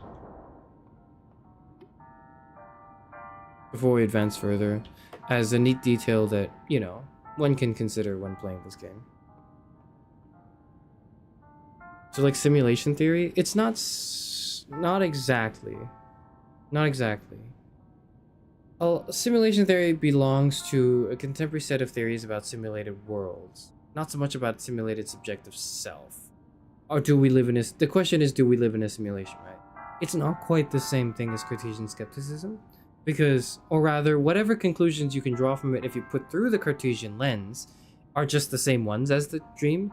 I'm not saying it's the same thing. You can draw new conclusions and interesting things to think about in simulation theory, but it's not the same things you would talk about in Cartesian theory, in Cartesian skepticism.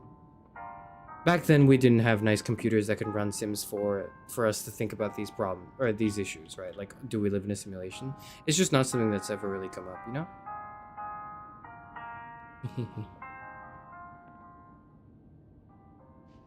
Please stand by for polite recognition on your completion of the Somnasculpt orientation. You did it. To maximize the time allotted for your therapeutic journey, please do not delay in proceeding through the final doorway as indicated. What is the worst gift card you've received?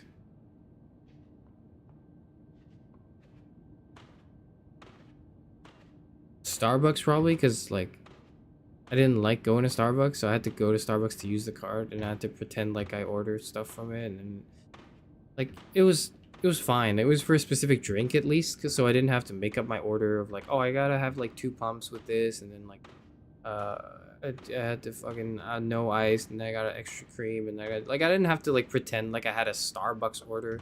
When people ask, I don't like it. Probably the reason I didn't like the gift card was, like, just like the prospect of going to a Starbucks.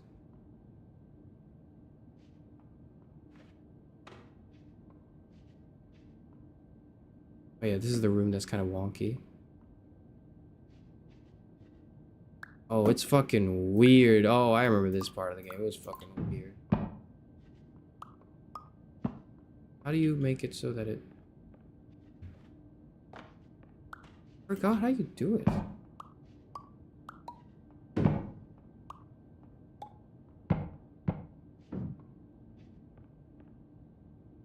Is it like, do you rotate it?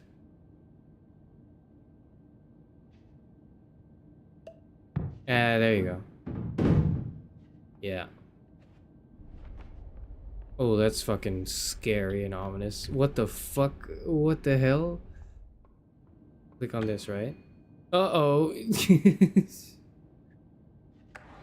Oh, that's weird. Oh, that's kind of weird. Uh-oh, it's a little creepy now. But the reason why I didn't like the Starbucks gift card was because it just made me think about going to Starbucks. The prospect of going to Starbucks scares me, because, like, why would you do that? Why would you just pay so much money for coffee? Coffee is nice, but, like, I don't know.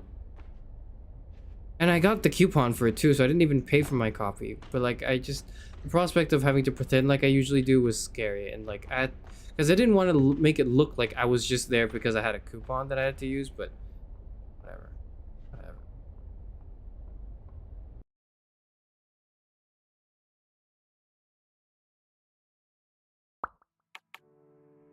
Sorry. Had to check something really quickly. This is fucking terrifying. I don't want to be here. The hell? Yeah.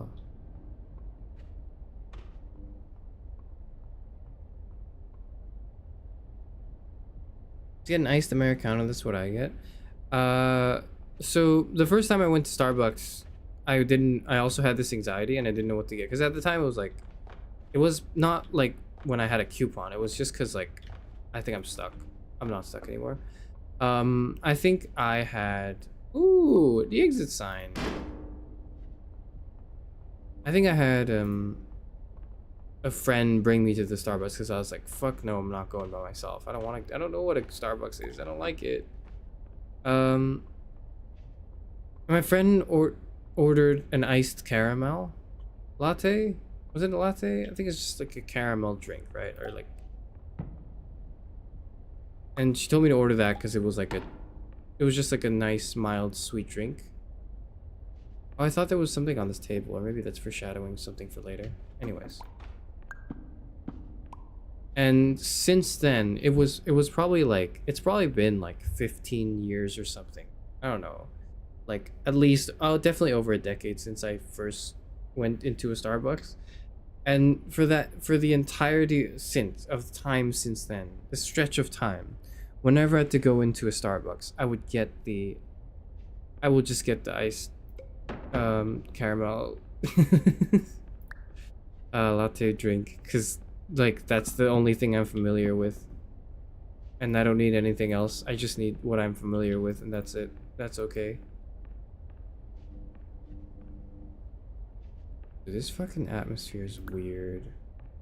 It's like, it's not weird, it's like unsettling, which I guess is the point, but goddamn, man. Oh!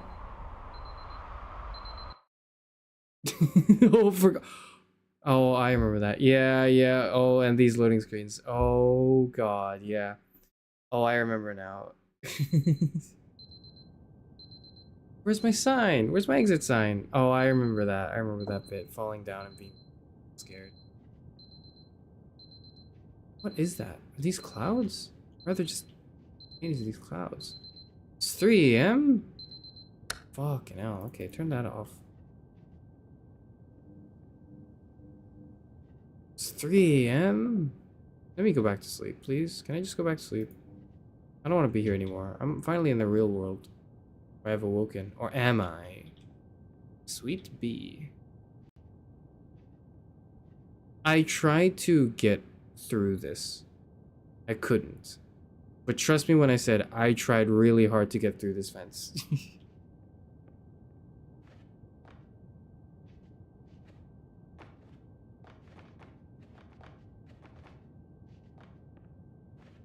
No, I'm not scared of free choice. I'm scared of the... I just, like... You know the meme that's like, this Subway sandwich sucks, brother, you made the sandwich? I don't like when I have to go to an establishment and I have to make the thing too. Like, not like physically make it, but I have to do the order and like construct it. Because it's like, that's your fucking job. You should be making the drink for me. I should walk in and you should tell me what I want. That's the best case scenario. Now, obviously that's not the case because people can't read minds and they want variety and shit or whatever because they want the illusion of choice. People think they want choice for some things, but they actually don't. Like, it's much better if, like, it's kind of like when you're... I read this post the other day. It's like, if you're organizing group hangouts with people in their, like, early 20s to, like, late 20s or, like, early 30s, do not ask people, like, in a group chat that's, like, more than 3, 4, 5 people, right? Do not ask people what they want. Do not ask them, hey, like, what is everyone feeling like? You know, should we, if you want to get dinner, you should not ask, oh, what does everyone want to have for dinner? What does everyone think? Because you're gonna have to, and you go through a vote, right? Like, you're gonna have to go through such a fucking annoying process that it's just not worth it. What you should do instead is just say what you want.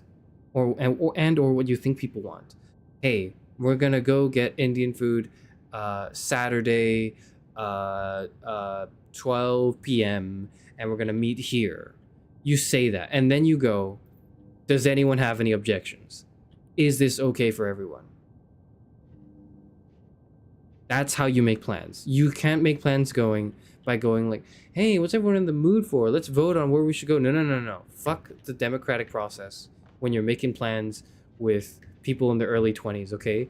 Just make the proposal and just assume people are gonna say yes.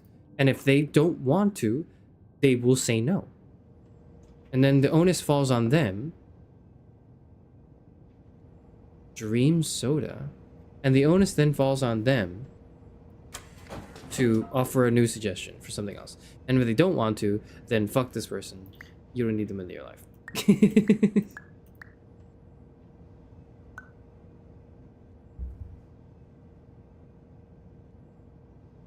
When you say you didn't like Starbucks, I thought you pulled the dude bro thing of all the sizes mean big. No, it's like it's one thing for it to have pretentious sizes, but at the same time it's like it's your establishment. You can, if you want to make pretentious sizes so you can like appeal to some sort of like Starbucks East like aesthetic for like something, then you can. I just don't care for it. But I'm not gonna be like, oh, it's dumb that it should just say small, medium, or large. Like, no, like, 'cause that's fucking boring. Like, the last thing I want is for everything to be standardized even when it comes down to something like your fucking Starbucks order. Like, if it's like an essential service and they're asking me to say small, medium, or large, but they're going like venti, el grande, il vento d'oro, then like I'm gonna be annoyed, because I'm gonna be like, you just mean small, medium, large, right? If it's like an essential service, or if it's like a very basic thing. But Starbucks, like a basic in like a human rights basic, not like a basic bitch way, because like Starbucks is a basic bitch thing, but it's not like a basic human right thing, right? So when I say basic, that's what I mean. Anyways, sorry for anyone who likes Starbucks, but I'm not gonna hold it to you. Someone said diet soda earlier, or I'll get random soda. Somebody said random soda. Yep, this is random soda.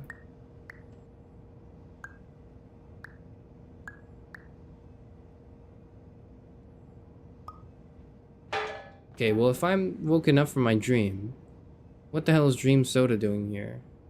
And how come I can still change things to the perspective? I guess I'm not awake, huh? Question mark, question mark, question mark, question mark. And then diet soda. Oh yeah, you only get 2 cans for a machine. Yep, you're only gonna get 2 cans for a machine.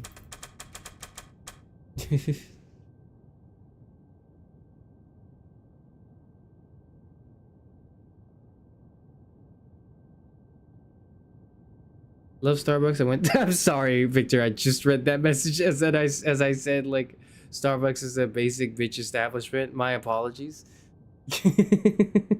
When did I usually get their seasonal drinks? But my regular is a pink drink with matcha foam. Their last cherry chai last month was so good. I don't doubt that like their drinks are good, but it is kind of like you know, it's like a default movement you make to appease like social norms and conventions. There's nothing wrong with that. Poor Victor. I'm sorry, Victor. Really catching. I should have read chat. I should have read before I ran my mouth. But I'm gonna stand by what I said. Okay. I'm not gonna walk back what I just said, because I really believe it. Starbucks is a basic bitch thing. Okay. Here we are. Here's the now this is the video game. Oh, this is so good. This is so good. Oh, it's not this? I thought this was the one that stretches. Or that might be something else.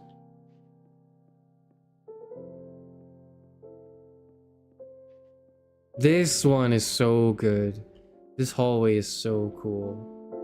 What the fuck? Oh my god, it's so weird. What? Why does it do that? How does it do that? How does that work? Am I growing larger as I go into this? Like, this makes no sense. This makes no sense. This fucking makes no sense. I love this. Oh my god, I love this. It's like getting a pink drink because it sounds and looks cute. Coconut milk is yummy. Yeah, it is, but like, you know, it's also really expensive, I guess is what I'm trying to say. But it's like, that's the price you pay for the aesthetic of it, right? And I think the aesthetic is popular for a good reason. I criticize things that are popular because I'm salty and bitter and 60 years old, but like, you know. I think if you're like young, you should get the Starbucks if you're in your 20s, okay? Like, just because it is a basic bitch thing doesn't mean it's bad. It's good to be a basic bitch sometimes, because you have to talk to other basic bitches in order to network in like your LinkedIn, in your next fucking like LinkedIn thing. Like you have to. It is out of survival necessity that you appeal to the most basic primitive, like not primitive, but the most basic generic structures of humanity. Like it's very much a part of that. We're out. Okay. Oh, you got an achievement for this, I think. God, I love the music in this game. Holy shit. Go in the fucking can. There we go.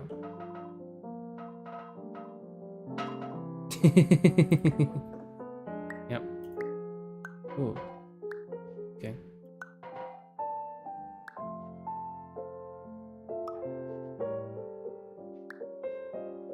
I wonder how many people like bring the cans. Oh, I remember that. Yeah. I remember how many people bring the cans with them. Oh, are there secrets in this? I think there are secrets in this game, right? Because that's what this is not?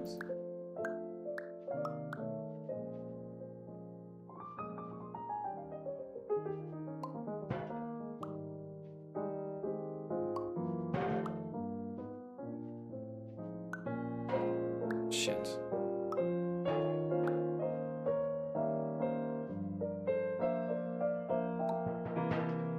Yeah, that's...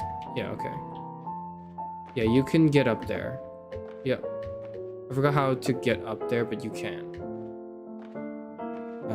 And once you get up there, there's something there. There's a secret there.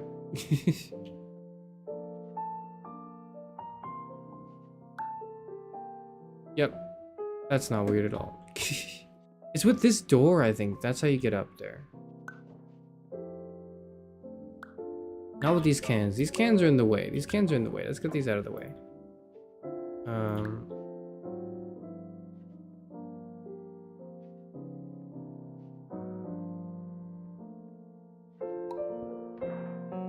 It's, yep. Yep. Yep. No. Close. Close, close, close, close, close.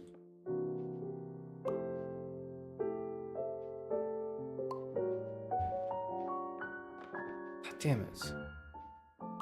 There's a way to do it. I forgot how. Oh no, through here. Through here, through here, through here.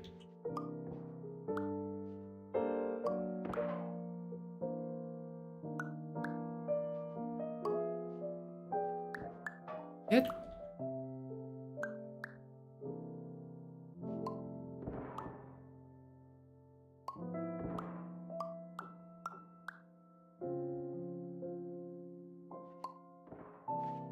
Don't go this way. Go the other way. Go the other way. Go the other way. Go the other way.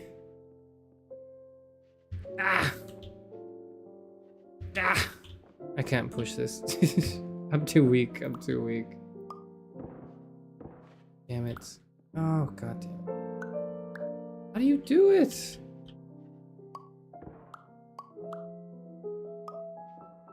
How do you do it? No, no, no, no, no, no, no. No. It takes a little bit of finesse, but you can do it.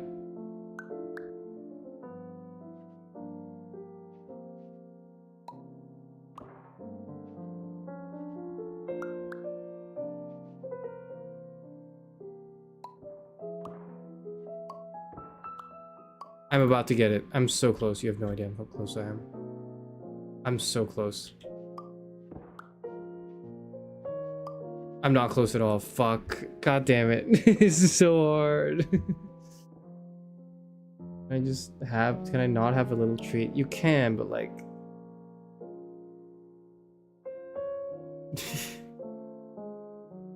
I got iced black coffee. How's that basic bitch? Because it's got the fucking Starbucks logo on the side. That's what makes it that. And it's not really for like a moral grandstanding reason either. Because there are like, you could make like moral arguments for why Starbucks bad. Pertaining to like socio-political events. But like, that's not what I'm too interested in. I'm just trying to be like overly judgmental and annoying. That's my goal. Which I guess people making moral arguments are a little bit as well, but whatever. No, the other side. Fuck. God damn it. How do you get up? How do you get up? It's so hard to get up here.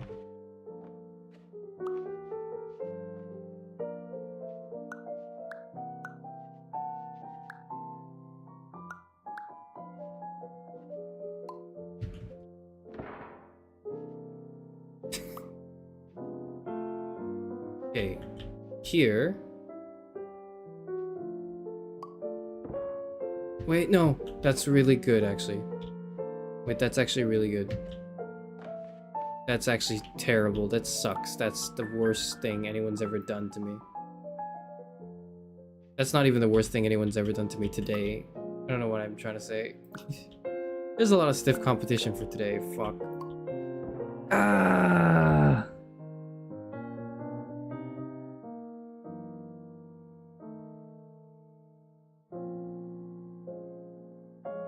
If a woman from chat pressured you to order a pink drink, would you do it? If anyone bought me the pink drink, I would just drink it, right? Like I would like, if anyone in real life pressured me to get a pink drink, I would do it. But fortunately for me, people in chat are not real, so I don't have to worry about that. Fucking hit the thing, please. Wait. No. Wait. Wait. Fuck. Damn it, never mind. Oh my god, I need to get this. I need to get this. How am I supposed to tell people I've beaten the game if I can't even get this one fucking Easter egg? And they won't believe me, and they won't believe me, and my credibility for my comments in this video game are gonna be in jeopardy. No! Fucking goddamn it. Shit.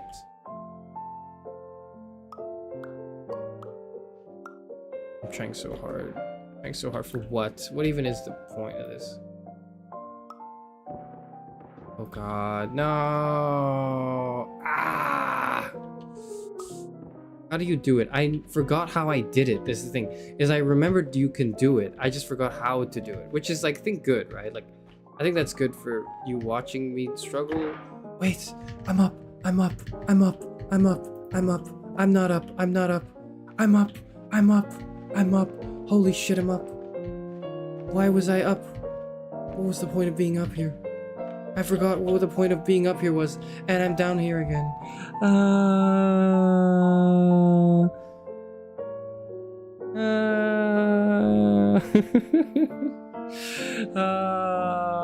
Fuck.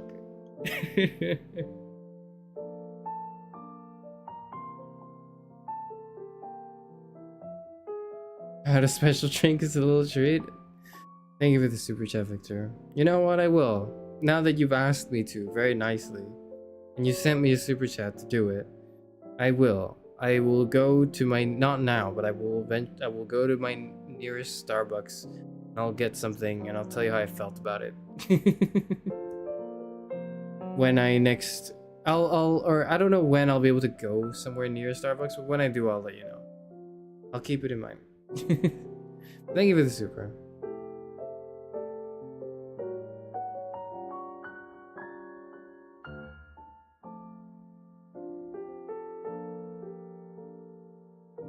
What if I don't own a coffee machine and I just want my coffee made by a bisexual with purple hair? Is that so much to ask?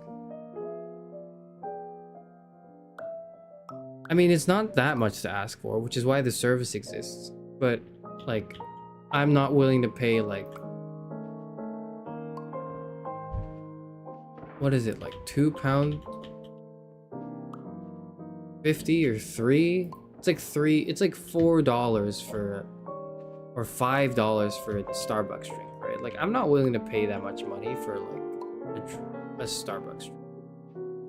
I'm just not. But that's me. Please work. Please work. Please get me up, bro. God damn it! Ah!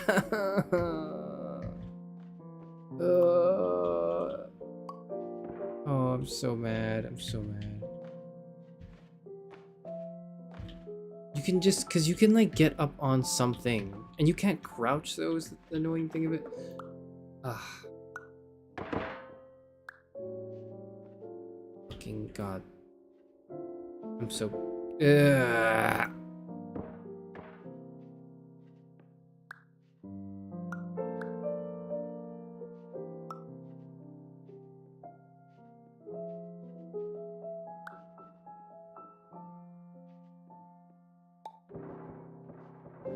Okay, that might work.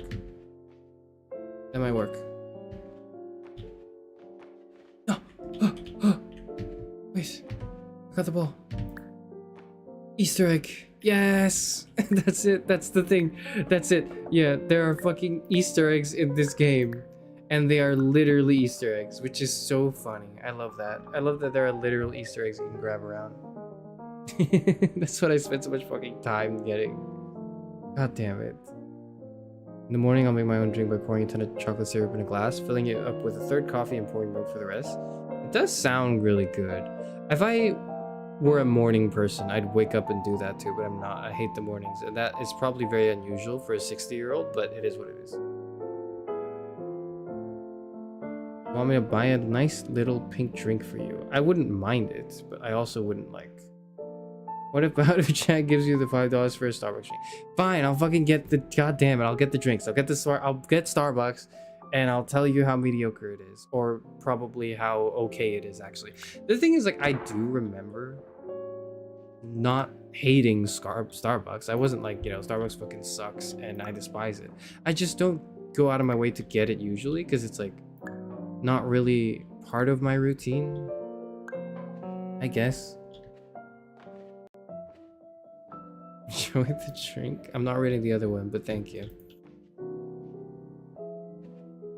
5-5. Is this also one of the? Yes, it is. Exit temporarily moved.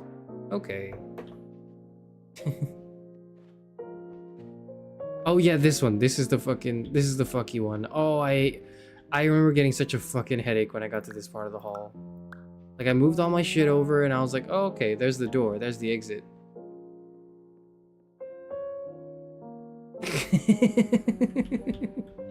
What the hell is that? What am I looking at? My eyes hurt. My eyes hurt looking at that. What the fuck? Not and then when you look closely, this is not an exit. That's so good. Oh yeah, this one's weird as well, isn't it? Yeah. Yep. Oh my god, my game is lagging. Oh god. My game is lagging from this. Is that something? What is that? I don't know what that is. There's a secret here as well, I think. You can get up here. Can you? Or maybe I thought you could get up here. I tried to get up here and I couldn't. I don't remember anymore. You like matcha? Because I get it with matcha cold foam. Okay, you know what? Give me the...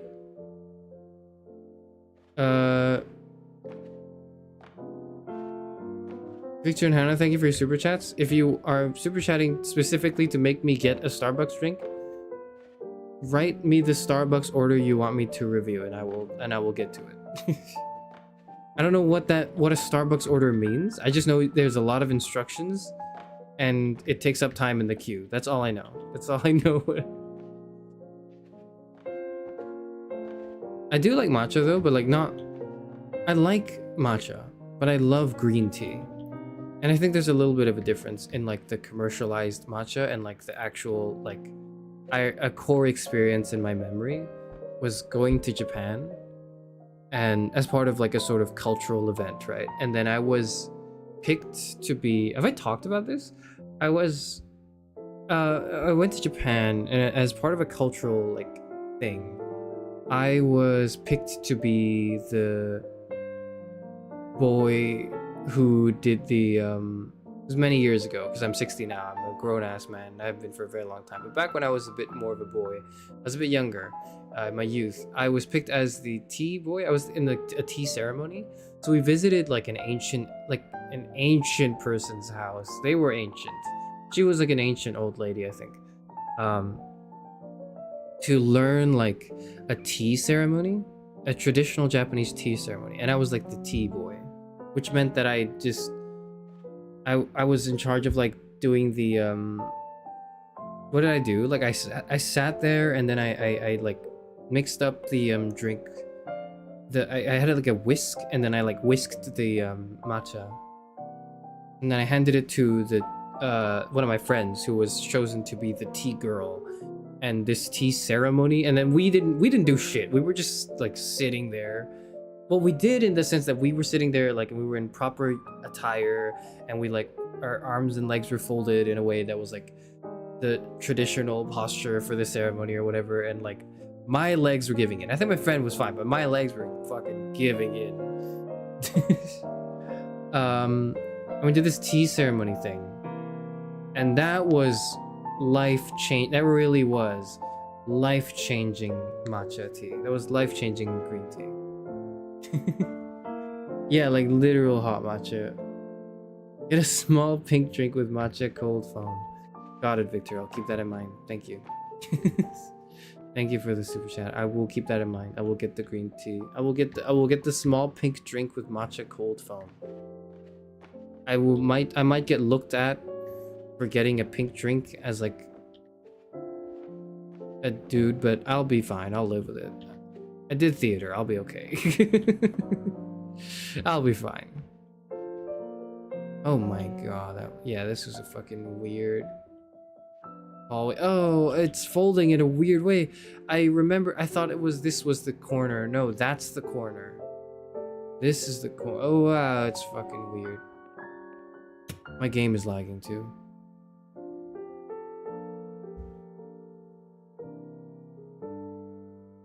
Like black coffee and Americano is essentially just espresso and water, and I get that iced. Victor's is much sweeter. I don't really get. Okay, so like hold on, let me think about how to say this.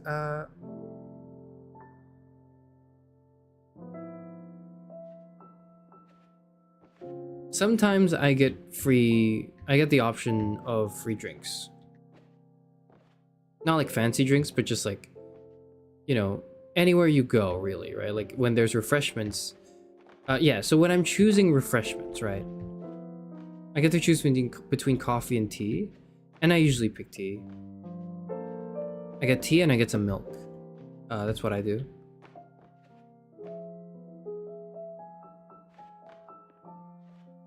If I get like coffee, I will add milk to the coffee, because just pure black coffee is fine.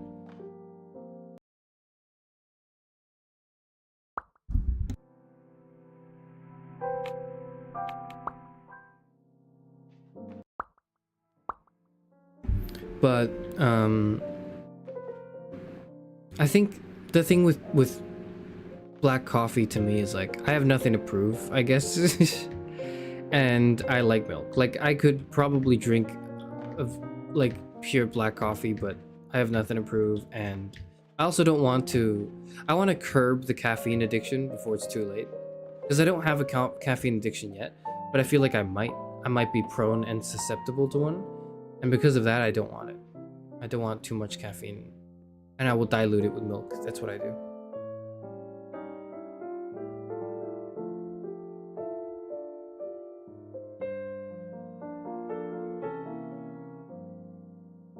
There's historical reasons why you sit that way in reference to the tea ceremony. It's supposed to make your legs go numb intentionally. Oh, okay. Good to know, good to know. I think they said something along the lines of like, yeah, it makes sense that you're hurting. And I said, okay, but I'm still hurting. And then they ignored me. Not during the ceremony, but like, you know, like after. They were like, yeah, it actually makes sense that your legs went really numb. And I was like, yeah, I guess that makes sense, but my legs were were still really numb, so I don't know, man.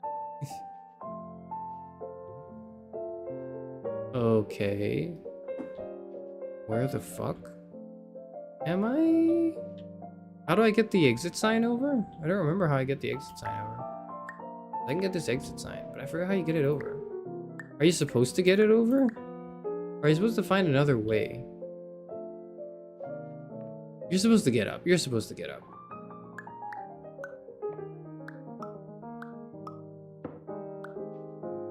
That's part of the puzzle, I think, is being able to get up.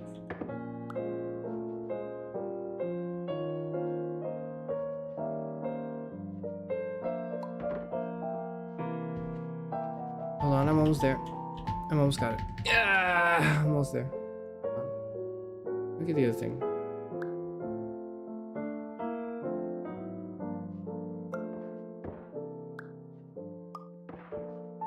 There we go. Fuck. God damn it. Never mind. Not. No, I was supposed to get up there. Or maybe... No, never mind. Maybe... Wait, does that do anything? No, it doesn't, because I have to bring it back to my... Oh, mess.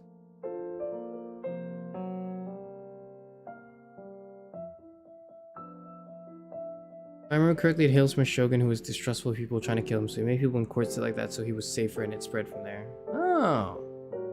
He's smart. I would do the same, I think. I would probably advise the same thing to any royalty that needed my services.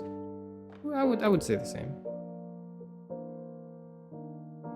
For me, black coffee and a normal latte are two different experiences. I love lattes and macchiatos and milk in my coffee, but for me, black coffee when iced is so much more refreshing on hot days. If it's cold, I get hot chocolate or peppermint mocha. Okay.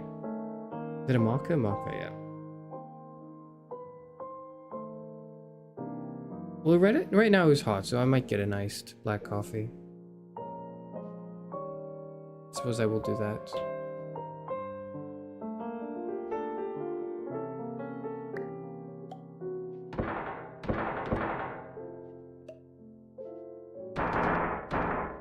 Yep. There we go. Is that right? Not quite. It's not leaning against something. I thought it would be leaning against something like that. And then immediately cut to the extremely ominous atmosphere that the game is so good at doing. Lean over the other direction, please. God dang it. That is not close enough, is it? Oh, it is. Okay. StareCon. StareCon? Is that like... Do they host that after SawCon?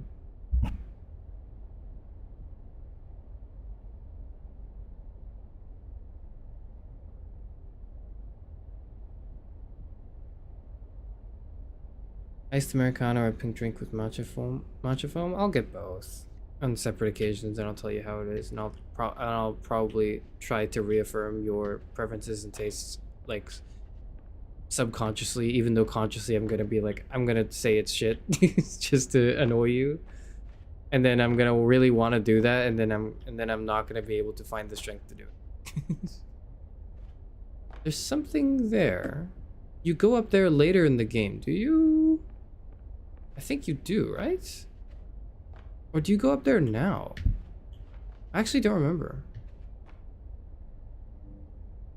I actually do not remember.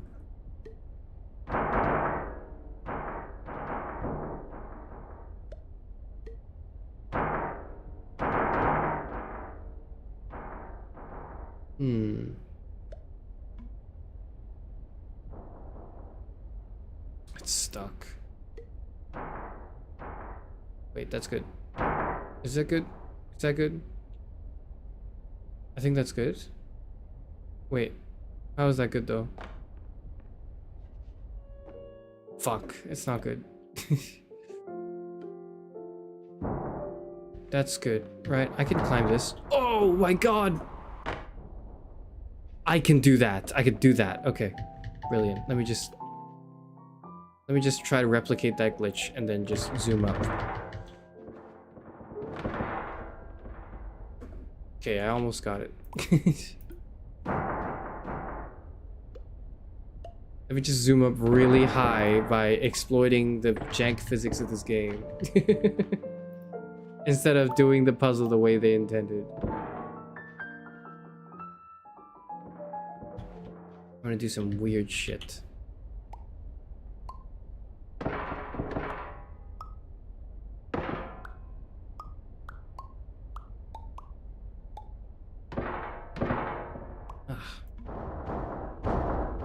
Ooh, oh, it's jank now. Okay.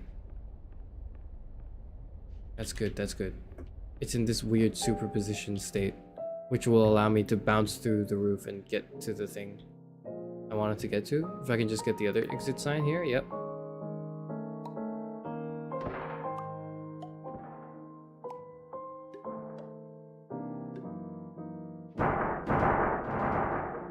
Okay, well, how do I get it to bring me up?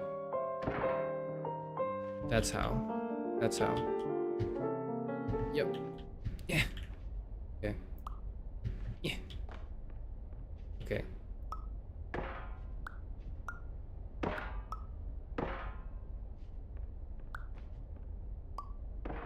Yep. Yes, yes, yes, yes, yes. Get up, get up, get up, get up, get up, get up. Get up. Yes. Hee hee hee. Hee hee hee hee. Now what? I forgot what I do now. What do I do now? How do I get further up? Take this. Drop it. Drop it again. Okay. Drop it again.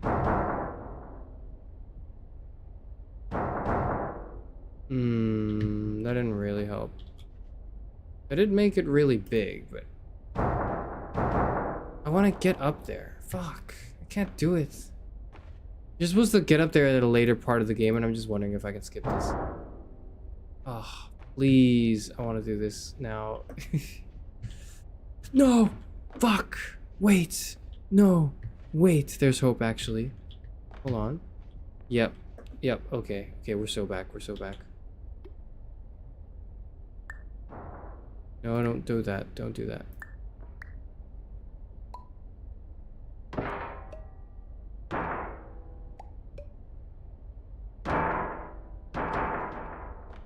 Fuck.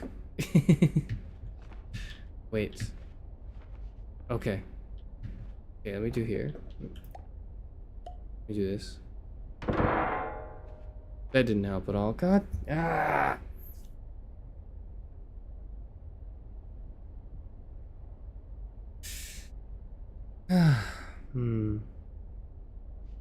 Let's see. Okay, if I can just get this to glitch myself up, actually, maybe that's what I should do. I should just try to glitch myself up by slamming into the exit sign as hard as I can, which is a valid strat and not at all the leading cause of brain damage. If I could do that, I can get up to the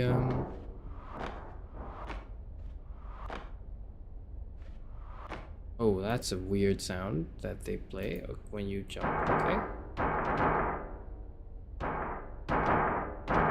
Can you not do that? Can you just like make like you just go really big? Oh no. Okay, but I'm cooking though, right guys? I'm cooking. I'm cooking. You see that I'm cooking, right? You can see my chefery, can't you? Can't you see my chefery? Can you see my chefery? Oh my god, I'm actually a genius. I'm actually just such a genius.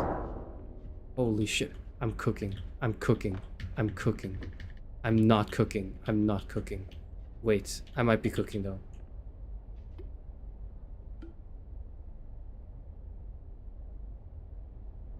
Wait, I might be cooking though. I'm not cooking. Wait, am I cooking? Shit. Ah. I'm so close. I'm so close. I'm so close.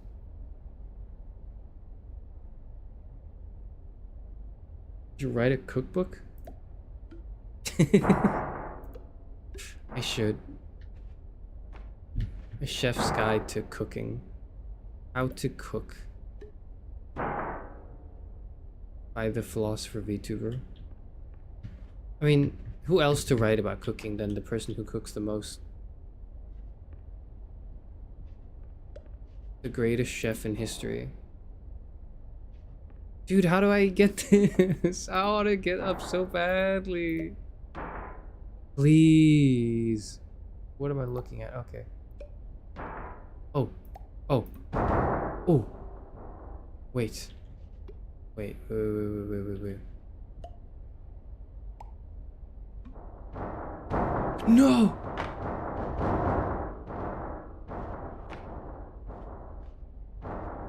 It's saved. It's saved. It's fine. It's okay. It's okay. It's okay. It's okay. Holy shit. Dude. Wait, is that a good angle? No. Oh, it's not steep. It's too steep. Shit. You have no idea how happy I would be if this worked. Fuck.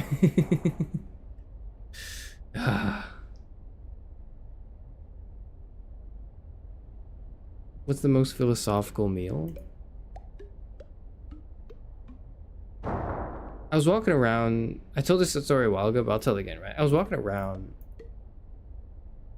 during my academy days, and one of my fellow librarians saw me and wanted to call out to me, but then he saw that I was walking around with like a baguette, sorry, not a burger, with a full stick, like a full baguette, and I was just eating that shit. I was just like munching on it on one hand, and on the other hand, I had an entire, my head hurts, like having this balance on my, wait, no, wait, fucking goddamn it, no.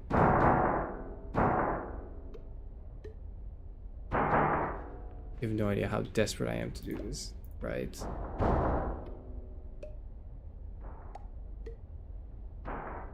Please.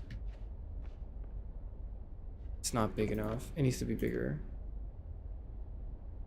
Don't lean on me. Okay.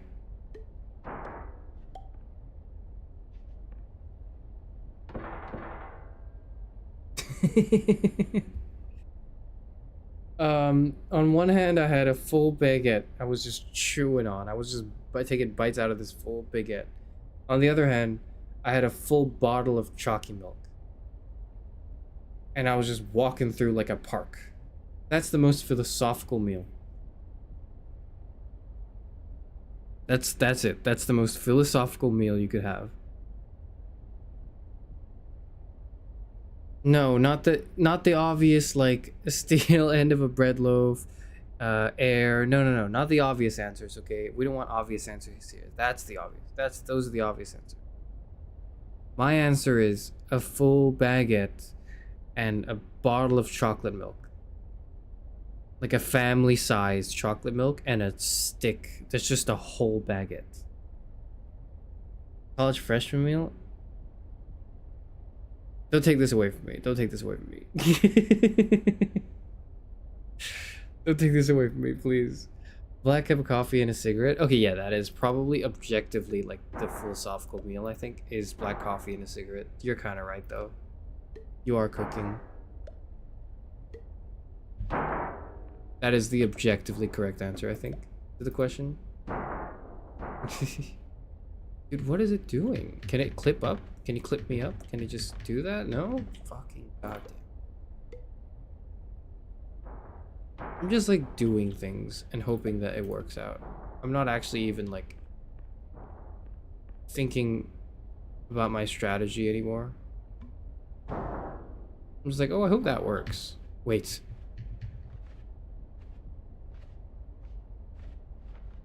Oh. Yo.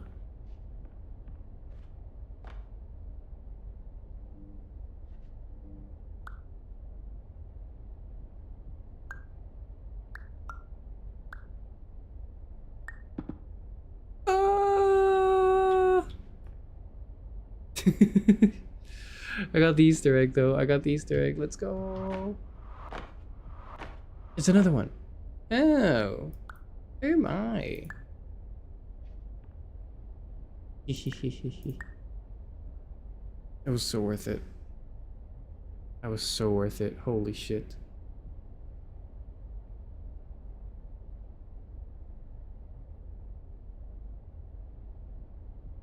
Black coffee and cigarette has so much aura too. It does have aura. You're kind of right. You are kind of right. Anything Plato ate, so just fish. I feel like some parts of the yearning for... Wait, can I get up there? Hold on, let me try to get up there, actually. Some parts of the yearning for, like, returning to tradition. Returning to what the good old glory days. And then it becomes bigoted, like, rhetoric, right? But one thing that is cool from that, though...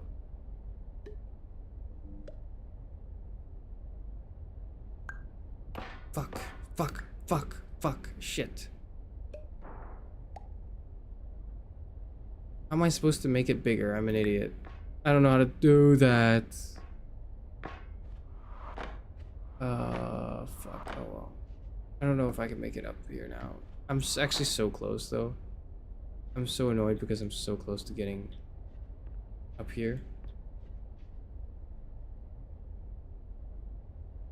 But the return to like a desire for simple dishes, I think would be cool. Just dishes, just not like, you know, the way we treated women and all that. No, but like, you know, the way we made food, where it's just like a boiled potato. I kind of think the concept of that is funny. No.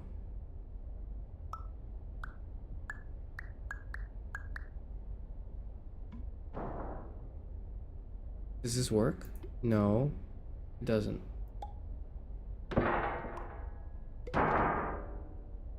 Please. No. Wait.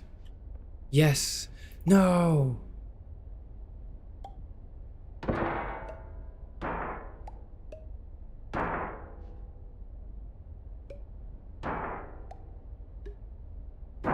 Yes. Fuck. Yes.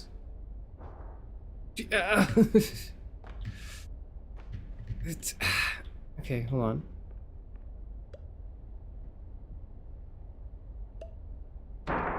God, just let me have this. I can't make it bigger. I don't know why I'm struggling to make it bigger. Ah!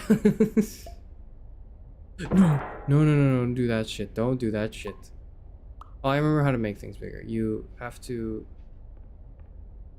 No, wait. Let me rock this tightrope very carefully. Go here. Place this. Oh, walk closer to it and then let go. Walk closer to it and then walk backwards and then... Wait, walk backwards and then let go. That's the rule. That's how you do it, right? And if you do it right, it will just fucking...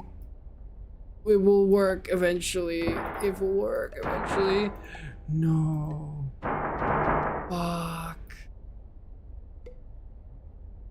I'm so mad. I'm so mad. It's so close. I'm actually so close. No. I need to just get onto the railing. But... Okay, well... Okay, well, there's gotta be like a... Quick, where's the exit sign? I can't see it. I can't... Oh, shit, sorry. I can't find the damn thing. No. Ah. And the Easter egg helped me get up. What if it's just like here? What if it's just like here? What if it just stays here? What if it stops fucking moving?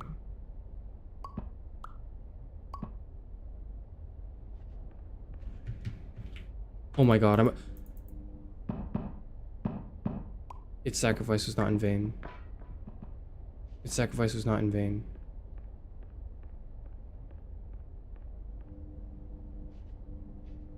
Oh, you just have the door closed. Okay, fair enough. This is like a later chapter in the game. You come back to this room and then you through this walkway. And I was always wondering, like, oh, can you get through this? Can you get to this part in an early chapter? The answer is like yes and no, right? I guess now that we know, the answer is yes, you can get to it, but you can't get through it. That's the answer. Okay. All right. Job well done.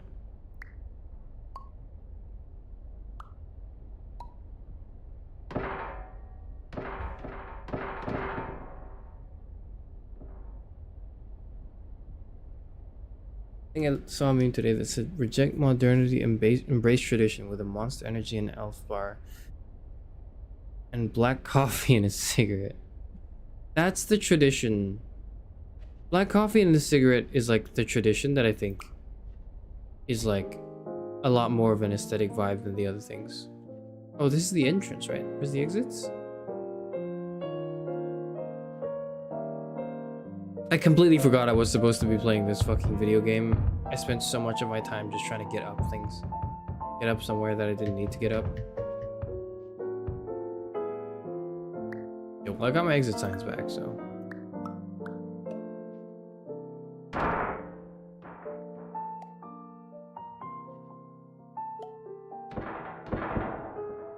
Can I get up through this? I can. Effortlessly. Well, with a little bit of effort. Bring the Easter egg with us. Perfect. What a big ass fucking Easter egg. Holy shit. Hello, my name is Dr. Glenn Pierce, and I'd like to talk to you about being special. So special, in fact, that we have no idea where you are. But not to worry, we're working on it. Anything else? No? Okay. I'm awful. I could think it was the Unis Honest bit. Markiplier messing around with anything and just aggressively repeating you. Unis Honest. If Markiplier didn't come up with Unis Honest, like, what was it, 2-3 years ago? I don't remember when they did Unis Honest, right? If they didn't come up with Unis Honest, in maybe 10 years I would have come up with Unis Honest. So it sucks that he stole my idea that I would have had in 10 years and did it first before me. Really sucks. 19 to 2020, yeah, so okay, so 5 years ago, so like half a decade ago, right? Was when Unis Honest was a thing. Honestly, in like another half decade, I could have probably come up with the idea and I would have done it. But then he did it first, so he gets all the credit. It sucks. It sucks for me. New cube design.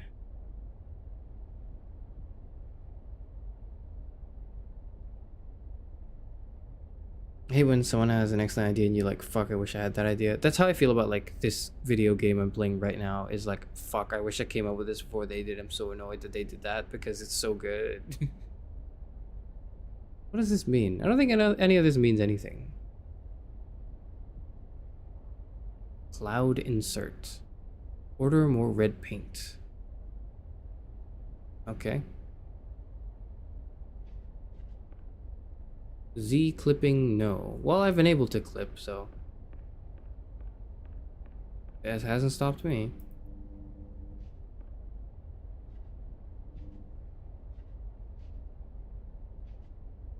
What is that? Oh, it's a reflection of this room. Never mind. Without me in it, I guess. Which is also weird.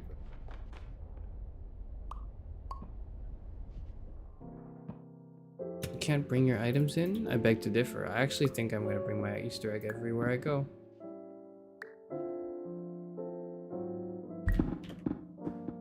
Okay, we'll try again. We've got all day. We don't actually. I'm going to end stream in a little bit, but... Damn it.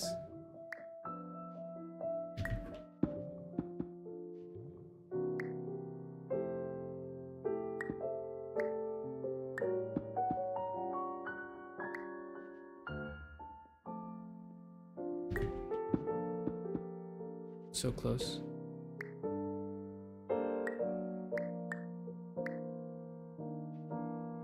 Yeah. Ah.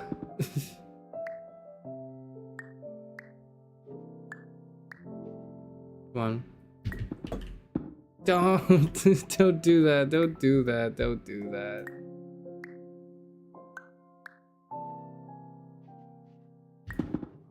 I just need to get it through, okay? I just need to get it in. It's not cooperating with me.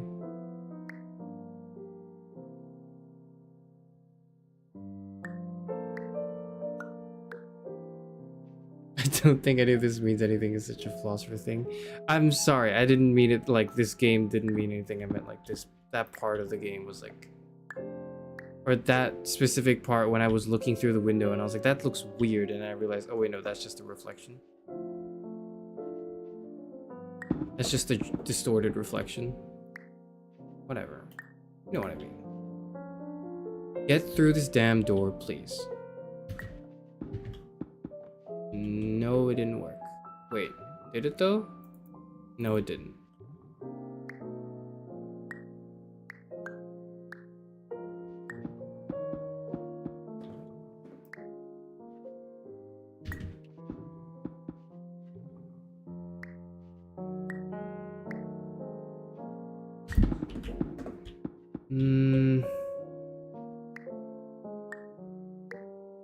Please. One more. This is the one. Fuck, it's not the one. It's not the one. I want to smuggle my illegally acquired goods. Is that so much to ask? Please. Please let me smuggle my goods through this border. Is it so much to ask? Fuck, it is. I love her songs and specific fragrance compositions. Like, God, I wish I could snap my fingers and have this be my creation kind of moment. I've never like video games and sometimes films and short stories where I go like, damn, I feel like if given enough time I could have come up with this. But I didn't. And they came up with it first and it's so good and I love this idea. God damn it. I guess it's where people's strengths lie. Can you just, guys, this is so annoying. I just need to get this through the door, okay? That's all I need.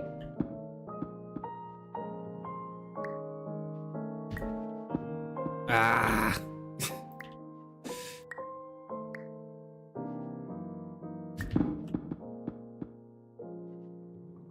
Got really close though, didn't it?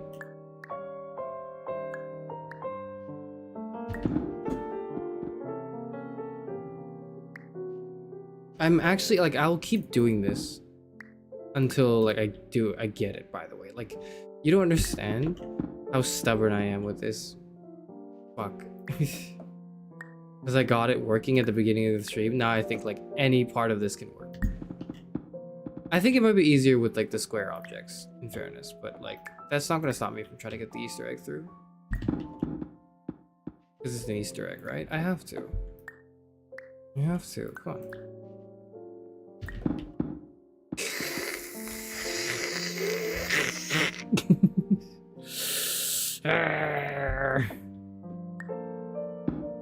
Fuck. Come on. 1, 2, go. We're running through it. No, we're not. God. Yeah. Okay, this time it will work.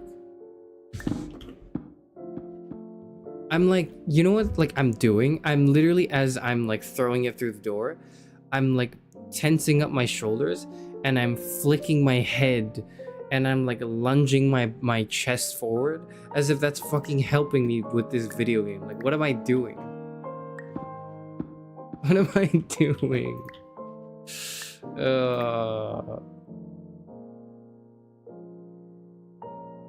You'll find new ones? Yeah, but I want to put this one through the damn doors just to prove that I can put it through the damn door, you know?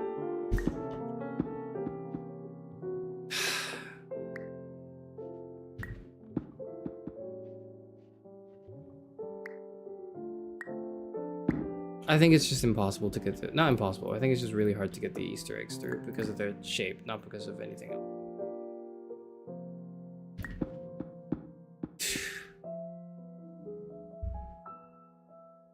You have any short stories you've written? You would have written? Library of Babel was probably one of them where it, like, I think if given like maybe another 20, 30 years of my life, I would have written this story. But I didn't, and someone else wrote it first. Many, many damn years ago, in fact. How am I supposed to get there and get all this painting? Like I did just now. I don't know why I'm struggling with that now. I did it perfectly fine. Yeah, there we are. Ah. Never mind that. Oh, we're supposed to get the cube here. Yeah, I remember this. I remember getting the cube here. Dude, it's so cool. Look at this. Look at this fucking weird ass graffiti paint job they have here.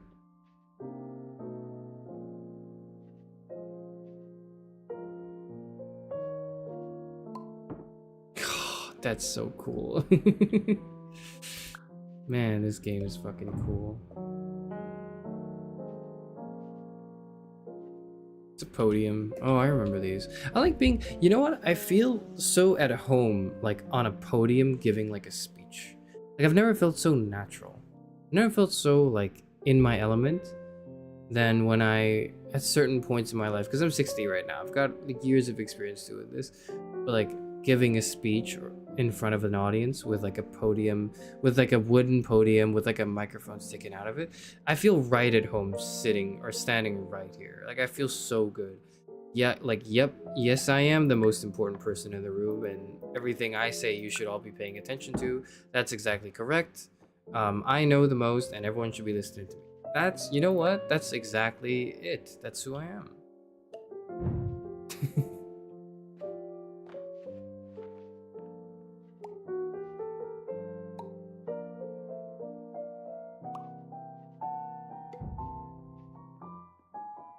We'll get another cube, won't we? Yes, we will.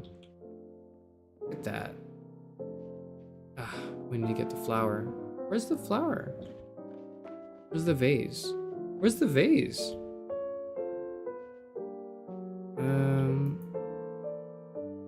We have to go look for it, right? That's the idea. Oh no, wait, was that? What the hell? Oh, that's where the flower is. That's where the vase is. Our vase. Oh, that's so cool. Dude, what? Dude.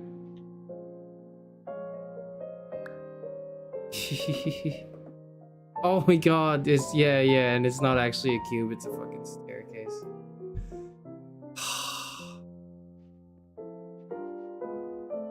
How much of like, wow, this is so cool do I have to do before you'll just accept the fact, before you'll go like, yeah, we get it, Charis Euphranor. You like the video game that you have dedicated your whole channel to using its OST for. We know you like it. Shut up. But like, I like it. It's so cool.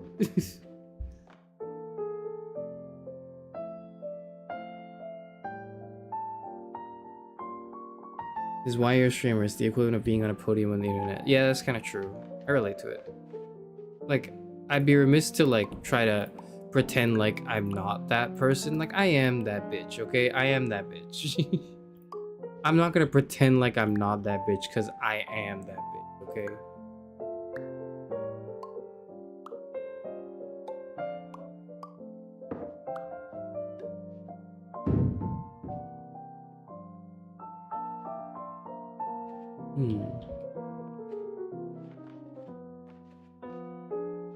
That's something we need, isn't it? No, it's not. Those are suitcases. What do we need again?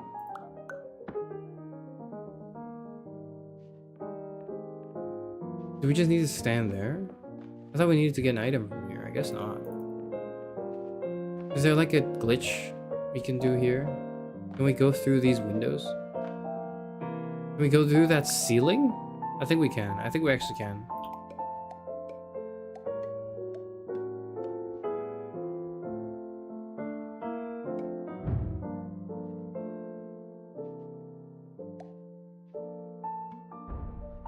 Yeah.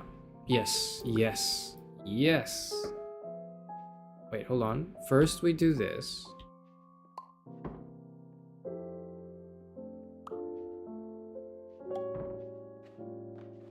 How do you even like... How do you even like code a game like this, man? How do you even do that? How do you even make a game work the way this one does? That's so weird. Oh. Yeah. Okay, we just need to be bigger. We just need to get this bigger. Fine, we can do that. Yeah, that works. That should work, right? No, it doesn't. That's fine.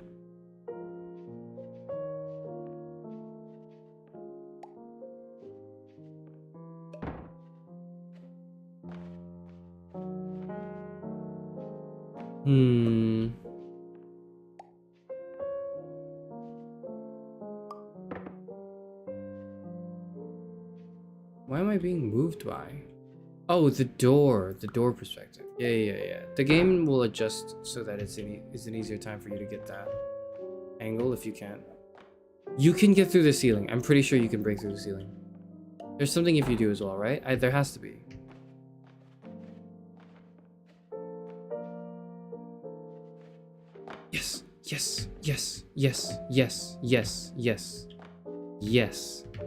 Yes. Holy shit, yes. Right? Is there like a window? Do you have to break something? How did I do this again? Yeah.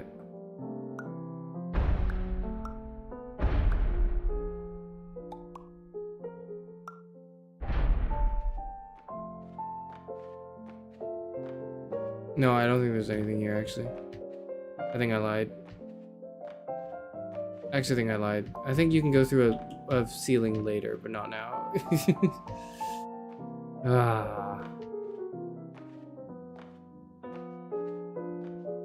Yeah, I think you're not meant to get up here. Never mind.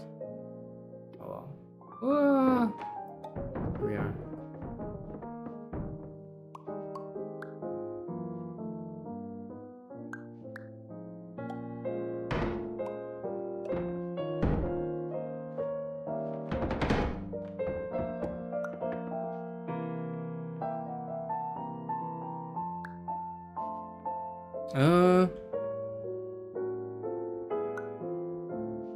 Duct tape is really funny.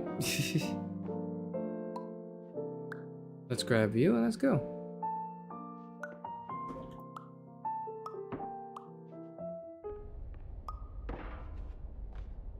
God, it's so ominous when we're not in the nice cozy test chambers.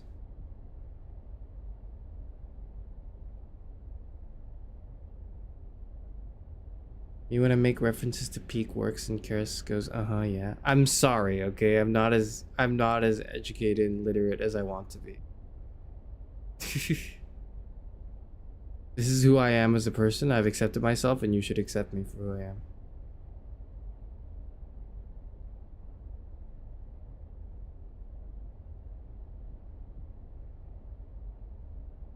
What if I'm playing HSR? Should I still be paying attention to you then? You should be putting your HSR away, because like, why are you playing HSR? Stop doing that.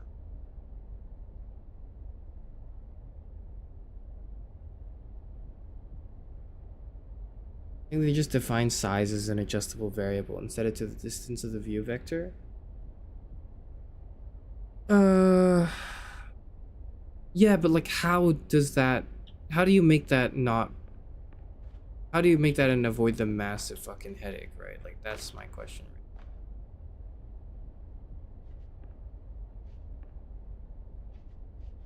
The ominous shift in color tone as we move in and out of one area to another is something I think about.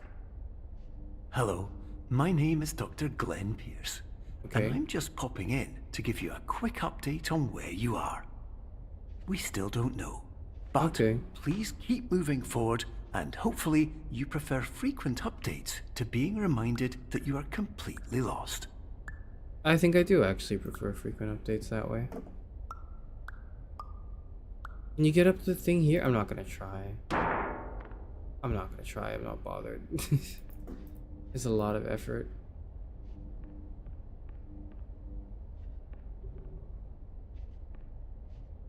This is fucking cool as well. Yep. Yep. Yep. Oh, but you can't. Ah, yeah. Okay. You had to,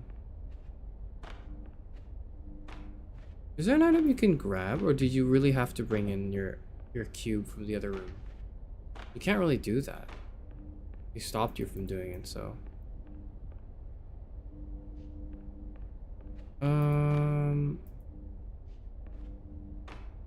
That's a secret Easter egg as well. I don't know how you get up there, but you can.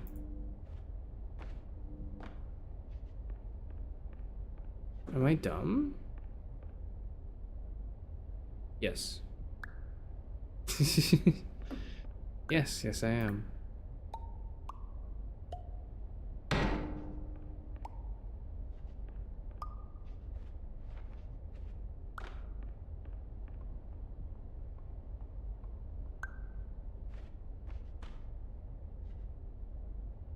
What is that warning sign?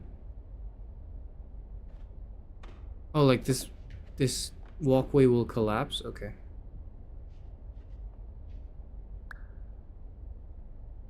Oh. Oh, right. I remember that. I remember that being really weird. I remember that. Yeah, okay. Yeah, okay. That was weird. No worries. No worries.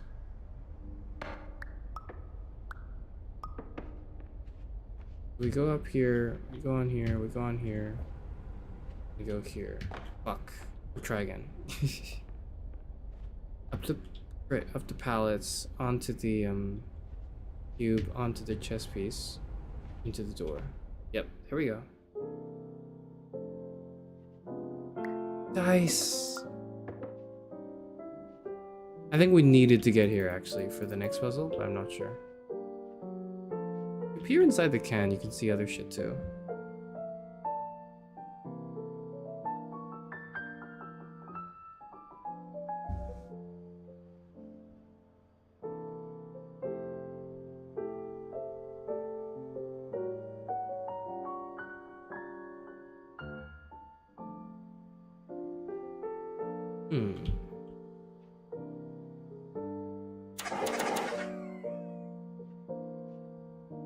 Is that a thing?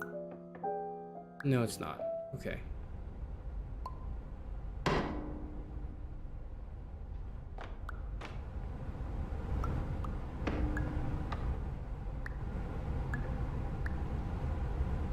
What do we do here? Oh, I tried to reach the ceiling. You can't. You get stopped by an invisible wall when you try to climb up. I've tried so many things when playing this game, wanting to break the limits of it because it was so cool. It was so much fun.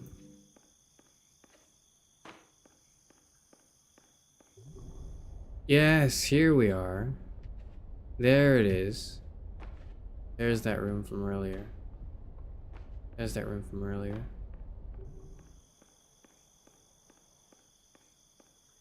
Yeah, I don't think you can get up top here.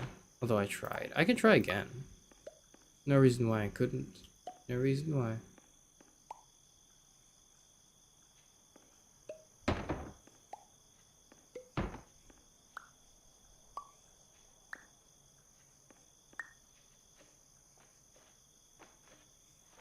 Yep. Huh?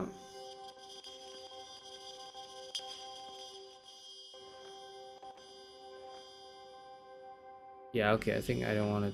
Yeah, okay, alright. Okay, I get it. Okay, it's giving me a headache. I don't want to do that. Alright, okay, I'm sorry. I get it. I get the message. Alright, okay, I'll go ahead. I'll keep going. I'll keep going. Oh. Alright, okay, I won't... Yeah. Hello, my name is Dr. Glenn Pierce, and we still can't find you. But you should now have access to a series of elevators that should trigger your subconscious to gradually wake you up. You should also find a variety of emergency exit signs that should lead you to them. Will all of this work? Absolutely. Absolutely, yes. 100%. It would work. Oh, one more thing I wanted to mention, I guess, right relevant to this is when I was playing, when the Stanley Parable Ultra Deluxe came out, was shortly or like was announced or had a trailer with footage, right? I just recently played Superliminal.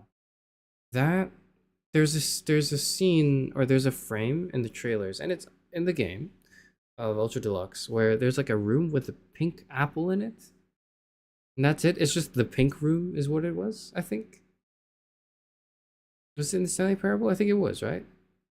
Or am I thinking of Superliminal? Because I was gonna say, like, there was a room in Stanley Parable that reminded me of Superliminal in its aesthetic qualities. Oh yeah.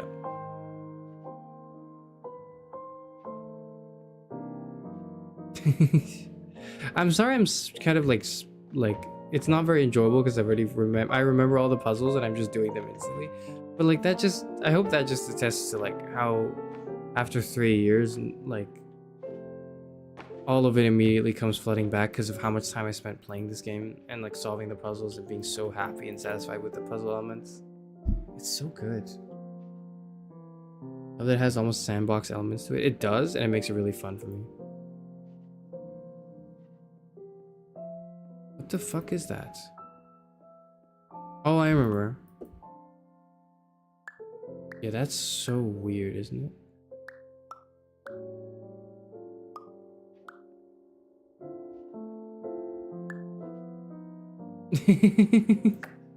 Hello, my name is Dr. Glenn Pierce. Oh. In the event that this elevator does not wake you up, please don't interact with anything that strikes you as psychologically significant, as we will no longer have any way of controlling it.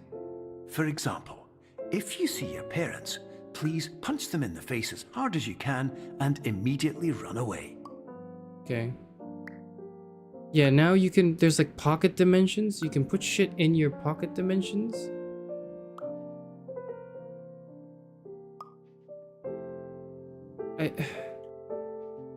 And then like if you resize this, the items in it will resize. And if it's too big, you will become smaller. And it's so like, how the fuck did you program this is what I'm trying to say. It's so weird. It's so weird. And there's gonna be more of this shit. Once we get to the first elevator, I think is when it's a good time to stop. But yeah. This game is so good. Ding. Don't get lost. What if there's a fire in the elevator? Regular person, 3 to 5 dreams per night. Beer fund, $5, Dakota. Don't meet sister-in-law. Alright. Got it. I gotta bring all of these to the elevator, right?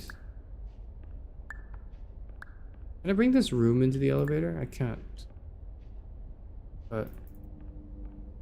okay, whatever. The reflection not containing the objects you bring in is... I don't know if it's intentional or not. I think it's intentional, but also just convenient.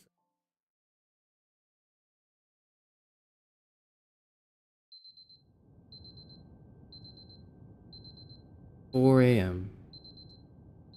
at Freddy's. 4 4 4 4 4 4 4 4 4 4. I was gonna say 4 a.m. at Freddy's, and then I just apologies.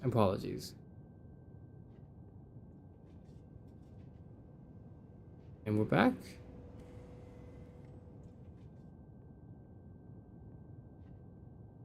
Oh, I remember this. Yep. Okay.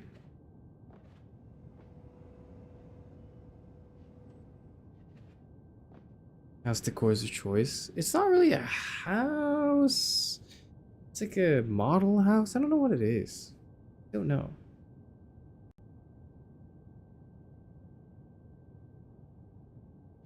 Okay, how long have I been streaming for? 2 hours. Okay, it's not that long actually. Never still haunting you? Very much so. Very, very much so. I'm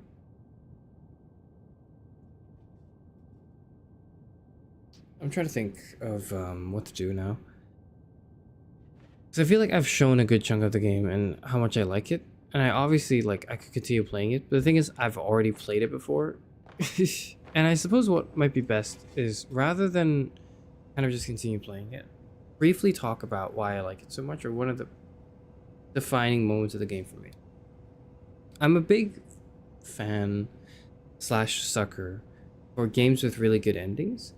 And I think this game had an ending that was something I expected, which is not to say that it was bad.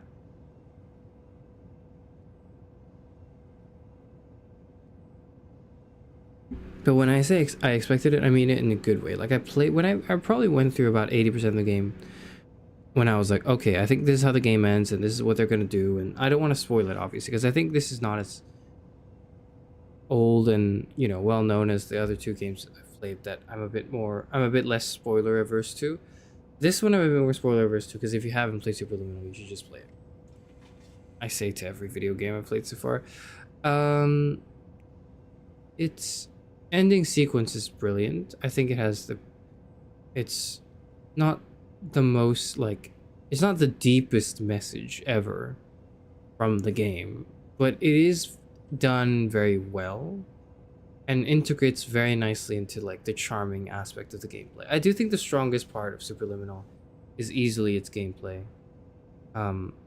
It's so fun to move objects around. The premise of that mechanic of like shifting your perspective of an object to change the size of it in reality, or quote unquote reality, right, is so compelling, and it's such a good base for puzzle design, and they've done such a good job with that. It's not just the shit that we've done where it's just, oh, resize the thing so you can get to the door, but you know, there's other shit like grab the moon from the sky and reveal the radio on it. Like, that's such a like it's so fun. It's so fun. And there's more to it. There's a lot more to it than that. Trust me, like we haven't gone through the surface of this game. I think we've probably only gone through like 20%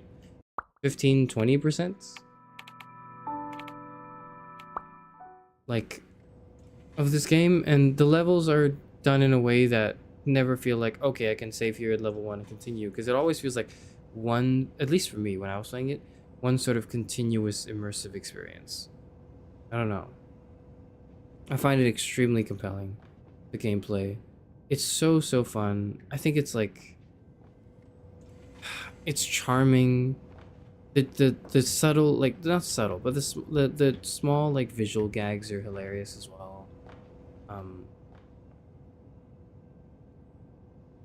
The introspective elements are on point. The creepiness factor is on point too. The atmosphericness of it really sells. It really like makes. I'm often prone to being scared, and this is one of those. And that went for when I was playing Portal for the first time. Portal, when I was playing Stanley Parable for the first time, Stanley Parable, and now when I'm playing when I was playing this game, Superliminal, there were also bits where I was terrified and I was like, I don't like this at all. And they intentionally made some parts kind of creepy as well. But the idea of all of that was that it seemed terrifying, but it's not a horror game. It's just the idea behind it's all just your perspective is something they really play with and explore a lot. And the horror elements, I think, bring it out for me personally, because I'm so usually averse to horror. I'm like, I hate when it's a little spooky. But when the game does, there are certain sequences later in the game where they intentionally do something spooky they know is spooking you. But as you uncover it and play through it, as you overcome your fear, and instead of going, oh fuck that, I'm leaving, you go, okay, I'm gonna see what exactly it is from a different angle. The fear dissipates, and it's like, oh, it turns out it's something mundane and harmless when you look at it from a different perspective. It's just that perspective you were in made it seem like fucking terrifying. And I think that the clarity of that and my relief of, oh, okay, thank God that part of the game isn't actually scary, translating into my sort of realization of like the message they were trying to tell, the core of the message, which is just like things may seem one way, but really when you change your perspective, you can see that they're another, and you can utilize this to, it's not like, stoicism and like nothing can harm you. Like the reality is just, you know, in your construct in your mind. If you change your mindset, you can do anything. That's not what the message of the game is exactly. That's not what it's saying. But what it is saying is overlaps with the idea essentially that your mind over matter. You know, like your mind and your thoughts can overcome what may seem to be hardship and extremely impossible things in one angle. But all you have to do is just take a step back and move around a bit, and you'll see that, oh no, there is a way around this puzzle, this problem, this thing to do in life, right? And it's actually not easy. And not only, or it's actually pretty easy. And not only is it that, it's also really fun. Like there's a joy in the solving of the puzzles. Not just that it goes from impossible to possible, but in that possibilitizing of your potential, like of things you can do in your life, it's also really fun. That's the kind of like that was my main takeaway from this game, from Superliminal. That and the music I have now stolen from my BGM, but yeah.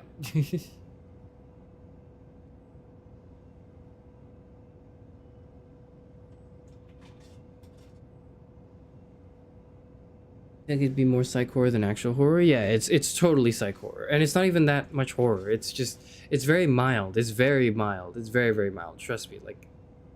Like I overreact to things a lot, and stuff scares me very, very easily. So I may not be the best to judge here when I say it was kind of scary, but it's supposed to be a little unnerving. Some parts of this game, it is. Wonder if the horror Superliminal came as a result of the Backrooms trend.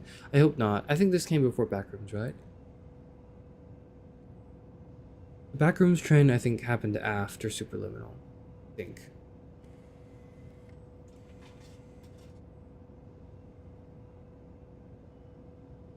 I think. Pride Month, more like Chairman's proudly plays his fave games month. That's what, yeah, that's the pride actually, is like that's what it stands for. Yeah, it's yeah, men's, you know how like the meme of like it really is men's mental health awareness month. Well, it's fuck Pride Month, fuck men's mental health awareness month.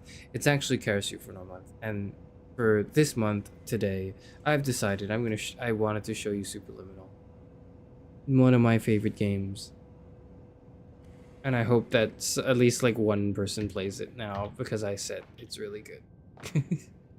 that's the thing, is like, it's not that I want you to experience this because like I feel like there's some sort of moral obligation to talk about things that are good and promote them or whatever, or it's not like, oh, I need everyone to play my favorite game so I feel validated. But it's like, because I like this game so much and I had such a good experience with it, I want to share that experience with people, and I want people to feel good the way I felt good, you know? That's the core behind this week, I guess, and why I chose to talk about the games that have shaped my past, and not only talk about them, but to play them and to constantly nag everyone to play them as well.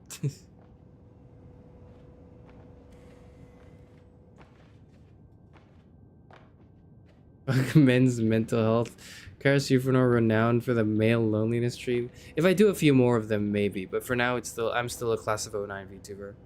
I'm a class of 09 VTuber first, and then a men's mental health VTuber second, and then maybe like a feminist literature VTuber third. But like, you know what? I'd rather be a gamer.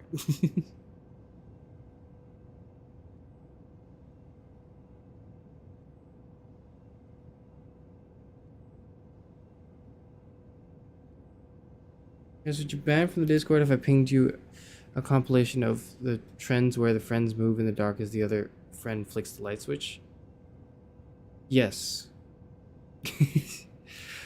Well, no, but don't ping me if you want to show me something. Just put it in like media, and I'll, like, you know, I'll look at it.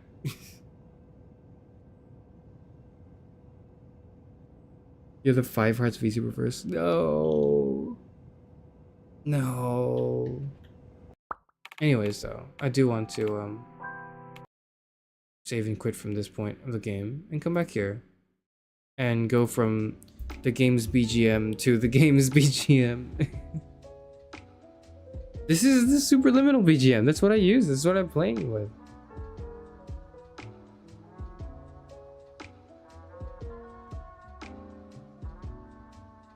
I wish I was like the Sisyphus VTuber. I honestly like low-key really wanted the Myth of Sisyphus streams to pop off and do well. They did fine, but they're like channel average, right? Which is not very high. It does feel weird to come back to the Superliminal music after healing it. All stream, exactly. So now every time you watch a Charis Euphranor live stream, you'll be reminded of Superliminal. Good. Fucking play it.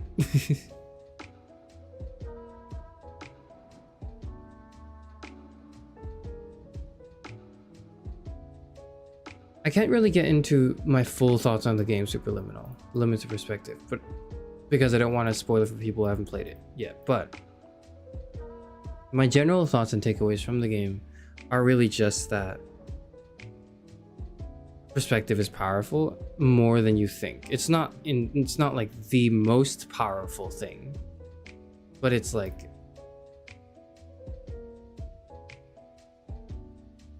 it's more powerful than you think. And it's sort of like, rather than the, you know, shitty, oh, like mental health issues aren't real, just bury it deep down and then pull yourself up by the bootstraps and confidence or anything. No, that's not what, rather than that shitty message, Superliminal's message on perspective and taking control of what you can in, you know, in life is one that I find uplifting and inspiring, and very understanding of too, of like how difficult it seems to change perspective. Like it never goes like, oh, just change your perspective and everything's easy, because part of it being and I think this corresponds very well with the gameplay of it as well.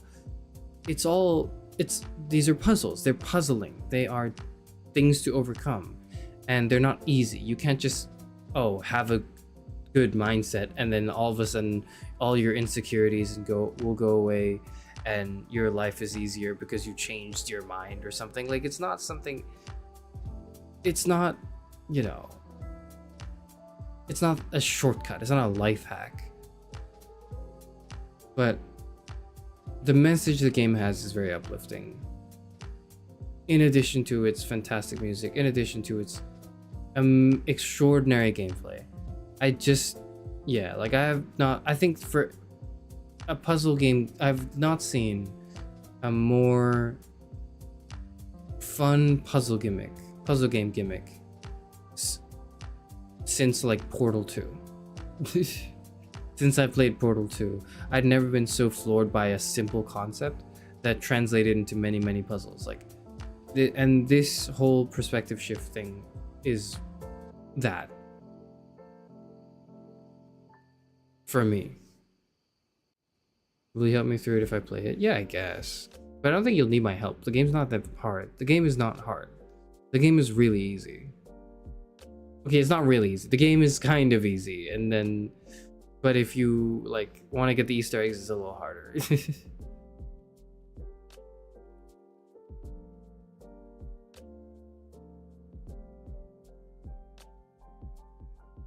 I think it's less relevant to this and more of a blind man and elephant type situation. Like, you gotta examine things from all perspectives and not think your default one is the right one.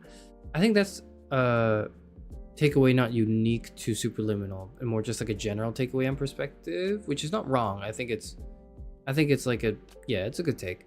But the Superliminal take is the shifting perspectives, I guess, and how it can be anxious, it can be nauseous, you can get like, it can cause discomfort, but ultimately, like,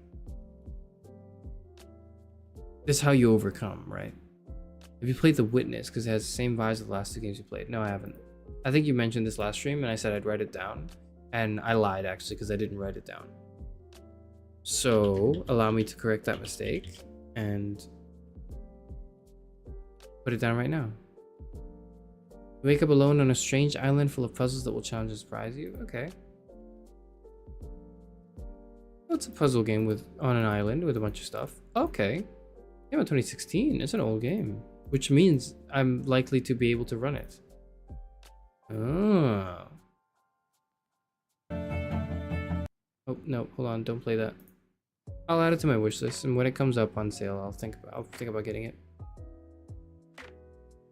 Warning: do not buy if you suffer from one of the following: motion sickness, epileptic seizures, epilepsy, migraines or eye aches from intensely saturated harsh colors. Okay, that's fine. I don't think I suffer from them, so I'll be okay. I'll keep this puzzle game in mind. Thank you for the recommendation.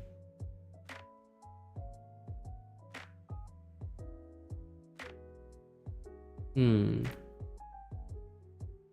I'm sorry that the stream's a little shorter, but I did like really long ass streams yesterday and the day before. Okay, give me a fucking break. But that concludes this week of Charis Euphranor. Charis Euphranor's past. Or Euphranor past? Charis past? What did I write in my fucking schedule? I forgot.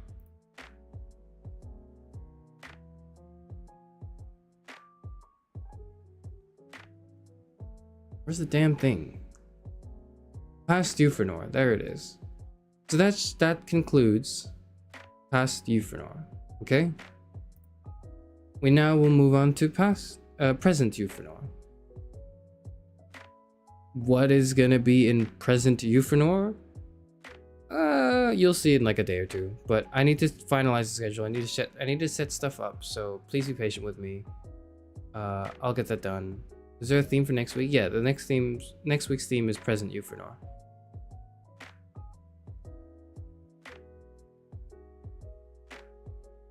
It'll be slightly different from the games I played just now. That's what I'll say.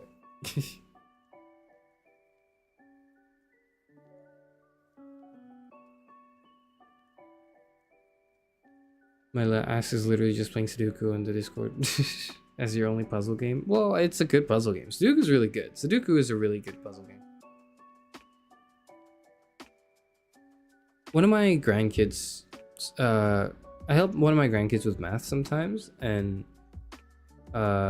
he doesn't really like get it, and he doesn't really find maths fun either. So what I've been trying to do is like encouraging him to play like Sudoku, and it's been working pretty well because it's a game and there's no arithmetic in it, but the way you approach Sudoku, at least for like the New York Times Sudoku puzzles beyond like medium, right? Like if you want to do medium, and if you want to do hard and to some extent medium, or the other way around, I guess, like you have to approach it in a way that's like very logical and deductive, which helps a lot with arithmetic. It's not arithmetic, but it has high synergy with arithmetic and math, which then makes it so that even though it's known as the numbers game without the math, it helps you with math too, because it helps you put yourself in the mindset of like deduction, which is really important.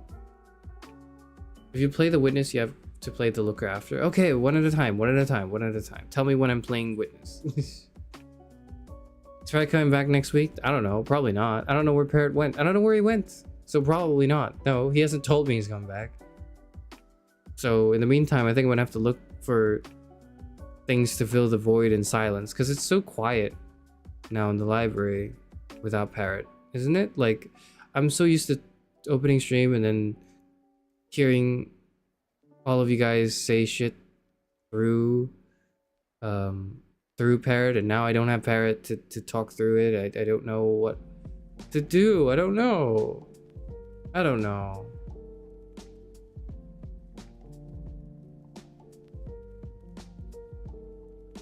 How can we move on to present Euphranor? If any Euphranor we see on live is present Euphranor already. Well, present Euphranor is explaining past Euphranor this week. Or was explained. Past Euphranor explained past Euphranor this week. Present Euphranor is currently explaining present Euphranor this week. Future Euphranor will explain present Euphranor next week. Future Euphranor will explain future Euphranor in 2 weeks from now. Which will conclude the anniversary month. We'll conclude the anniversary month.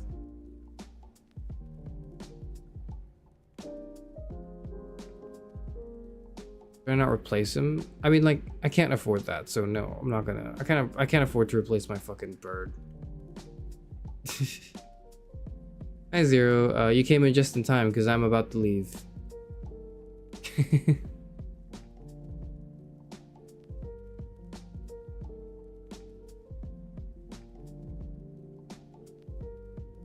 That doesn't convey the intricacies of my voice. I do miss him though. It doesn't need to convey the intricacies of your voice because I don't want to hear you. I want to hear Parrot. That's what I want. I actually no, I don't. That's a lie.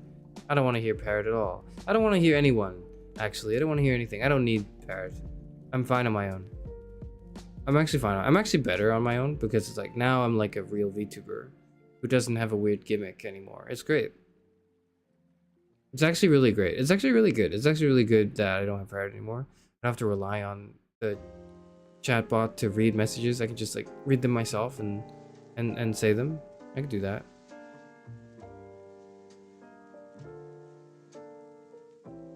You'd rather you're better than me. Don't pretend like you're heartbroken. Just saw the live action of How to Train Your Dragon movie. Is it good, or was it like a live action adaptation of How to Train Your Dragon movie?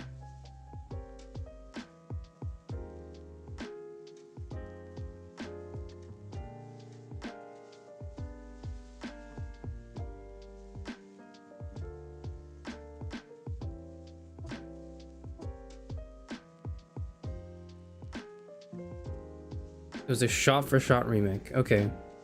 So it was fine, I guess. This is what you're saying. Not spectacular, but not awful. Alright. Okay. Not really interested in watching it. I kind of want to watch Sinners still. I don't know if it'll be in theaters by the time I'll get the chance to, but I think I'll like try to watch a movie next week or the week after. So I will... And because of that, I don't think I'll be there for next weekend. I might stream next weekend, I might not. You'll see, you'll see, you'll see. What's the point then?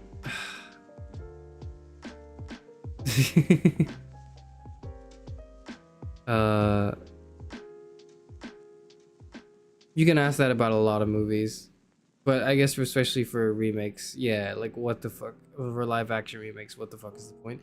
The point is to make money, okay? That's the point. The point is it's an easy cash grab.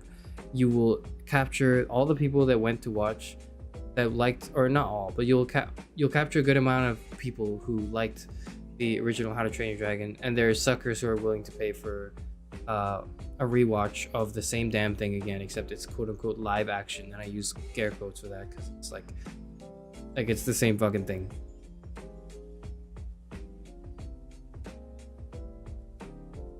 Try to stream into Discord, but couldn't get desktop audio working. Maybe if you tried.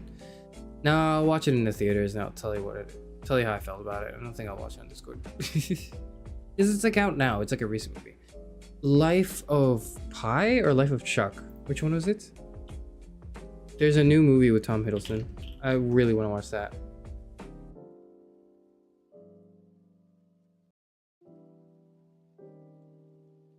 It's not Life of Pi. Life of Pi is a different fucking novel. It's a short story by Stephen King. I forget what it's called though. Is it Life of Chuck? Yeah, Life of Chuck. It is based on the novella of the same name by Stephen King, which I want to read on stream this week. That's my only preview, I think. I don't think I'll do it tomorrow, maybe like Wednesday. We'll see.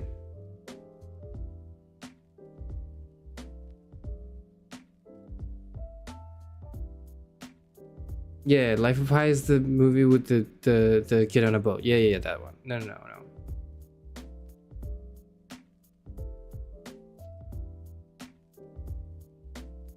What if I never get the chance to watch it in theaters? Then that sucks, I guess. But like, you know, that should happen to me too. Okay, you just pirate it if you can't watch it in theaters, or you know, pay for a streaming service, yada yada. Whatever.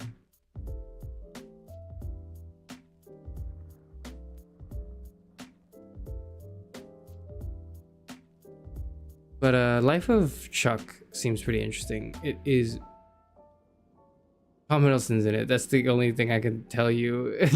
That's like, I can't pretend like, oh no, I'm actually just a really big fan of Stephen King, because I haven't read a lot of Stephen King, so I can't pretend like I was a big fan of King's works. I don't hate his works. I just don't know a lot about his works. But I can't pretend like I'm educated and well read when like the only reason I even know about the film is because like Tom Hiddleston's in it. So like it is what it is. How do you feel about how last week's gone? I like the way Charis Euphranor has happened. I like the highlight of that was of course the art team interview, and I'm really happy that the art team interview, well, that's like my main thing. I like the theme. I'm proud of the theming. I like the theming of past, present, future. I like thinking about how I was. Thinking about how I am, and thinking about what I want to be like in the future. It's a good exercise always. Like I think try it for yourself, right? Think about who you were. Think about who you are now. Be proud of the growth and development that's happened, but also look into the future and think of how much more you can do as well. It's simultaneously you have to exist in both spaces of wow, I'm so good, I've come so far, and wow, I have a lot to do in the future.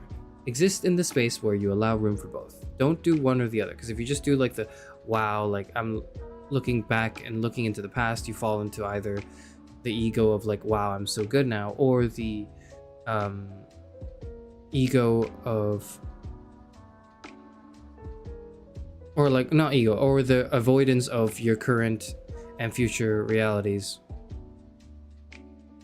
by just like tunneling your head and burying it in nostalgia. So avoid that, but also don't just look into the future and cause yourself that unnecessary amount of stress and anxiety of like I have to keep grinding, I gotta keep doing better, I gotta whatever. Or looking into the future and only paying attention to your shortcomings and your inabilities and your incapacities to do certain things, and not realizing that you're actually already like a really cool person now compared to what you were 10 years ago, and that will only continue. You will only continue to being cooler, hopefully, unless you're like an influencer or a content creator. Then maybe your life gets worse, but whatever.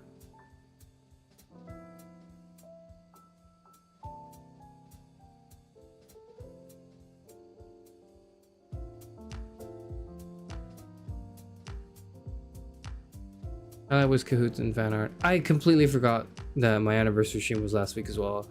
Sure, we can highlight that too. Forgot about that.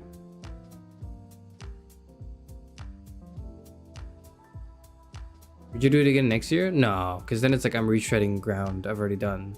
Next year's theme is gonna be different, but I don't know. I'm pulling out all the stops always. I'm always writing myself into a corner, so I can see what I can do after that, right? But I have no idea what I could be doing for next year, because I'm doing everything I can even think of right now. So if I have to think about what I have to do next year, then whatever I can think of, I will just do right now. I don't know. NAF was highlight. I haven't finished. I'm sorry, I haven't done it yet. I'll do it later. I'll do it fucking tomorrow. I'll do it tomorrow. Okay, no stream tomorrow. I don't think I'll stream on Tuesday. And I don't know if I'll be able to stream on the weekend. I'm sorry. Next week's gonna be a bit barren. So Present Euphranor might actually be like either appropriately barren, which is funny because that just means Charis Euphranor doesn't stream now, which is kind of true. But also, I might just have it span 2 weeks instead. It might be easier to just have it span 2 weeks. I don't know, man. I don't know. Whatever. Community movie watch along was peak too. Okay, I'm glad you enjoyed that. Yeah, where we watched them. Interstellar. What am I doing tomorrow? Nothing, hopefully. I'm not doing anything tomorrow because I'm fucking tired as hell and I want to die.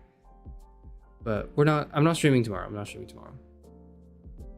I might stream Tuesday and Wednesday.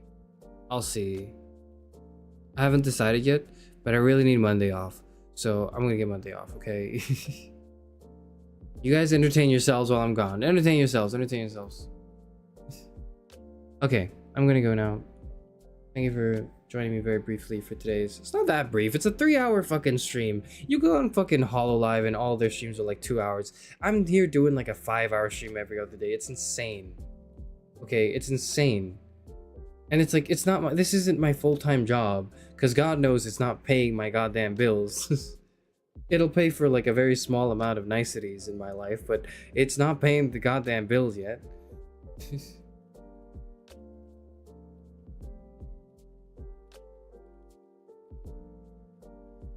Okay, if you want to see me in between now and like next stream, then like just stream like Portal, Superliminal, or Stanley Parable on the Discord, and then I'll that will like summon me. I will show up. If you stream those things on the Discord, I will show up like I'm a demon being summoned.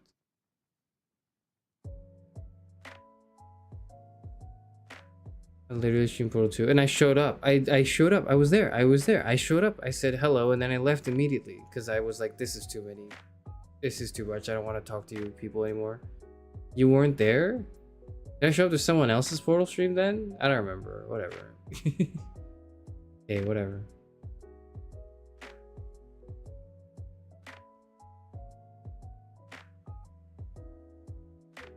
Camera. Okay, go away. Okay, go away. You showed up for 1 minute. There you go. I showed up for 1 minute. There you go.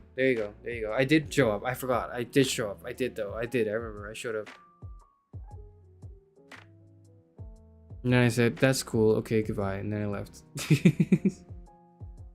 Speaking of leaving, see you later.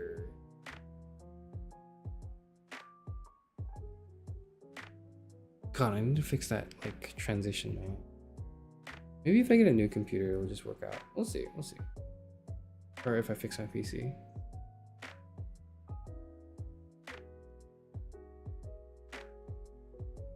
You showed up for 1 minute and went women and left? That's not what I did. I don't know what you're talking about. That is not what I did. I don't know what you're referring to.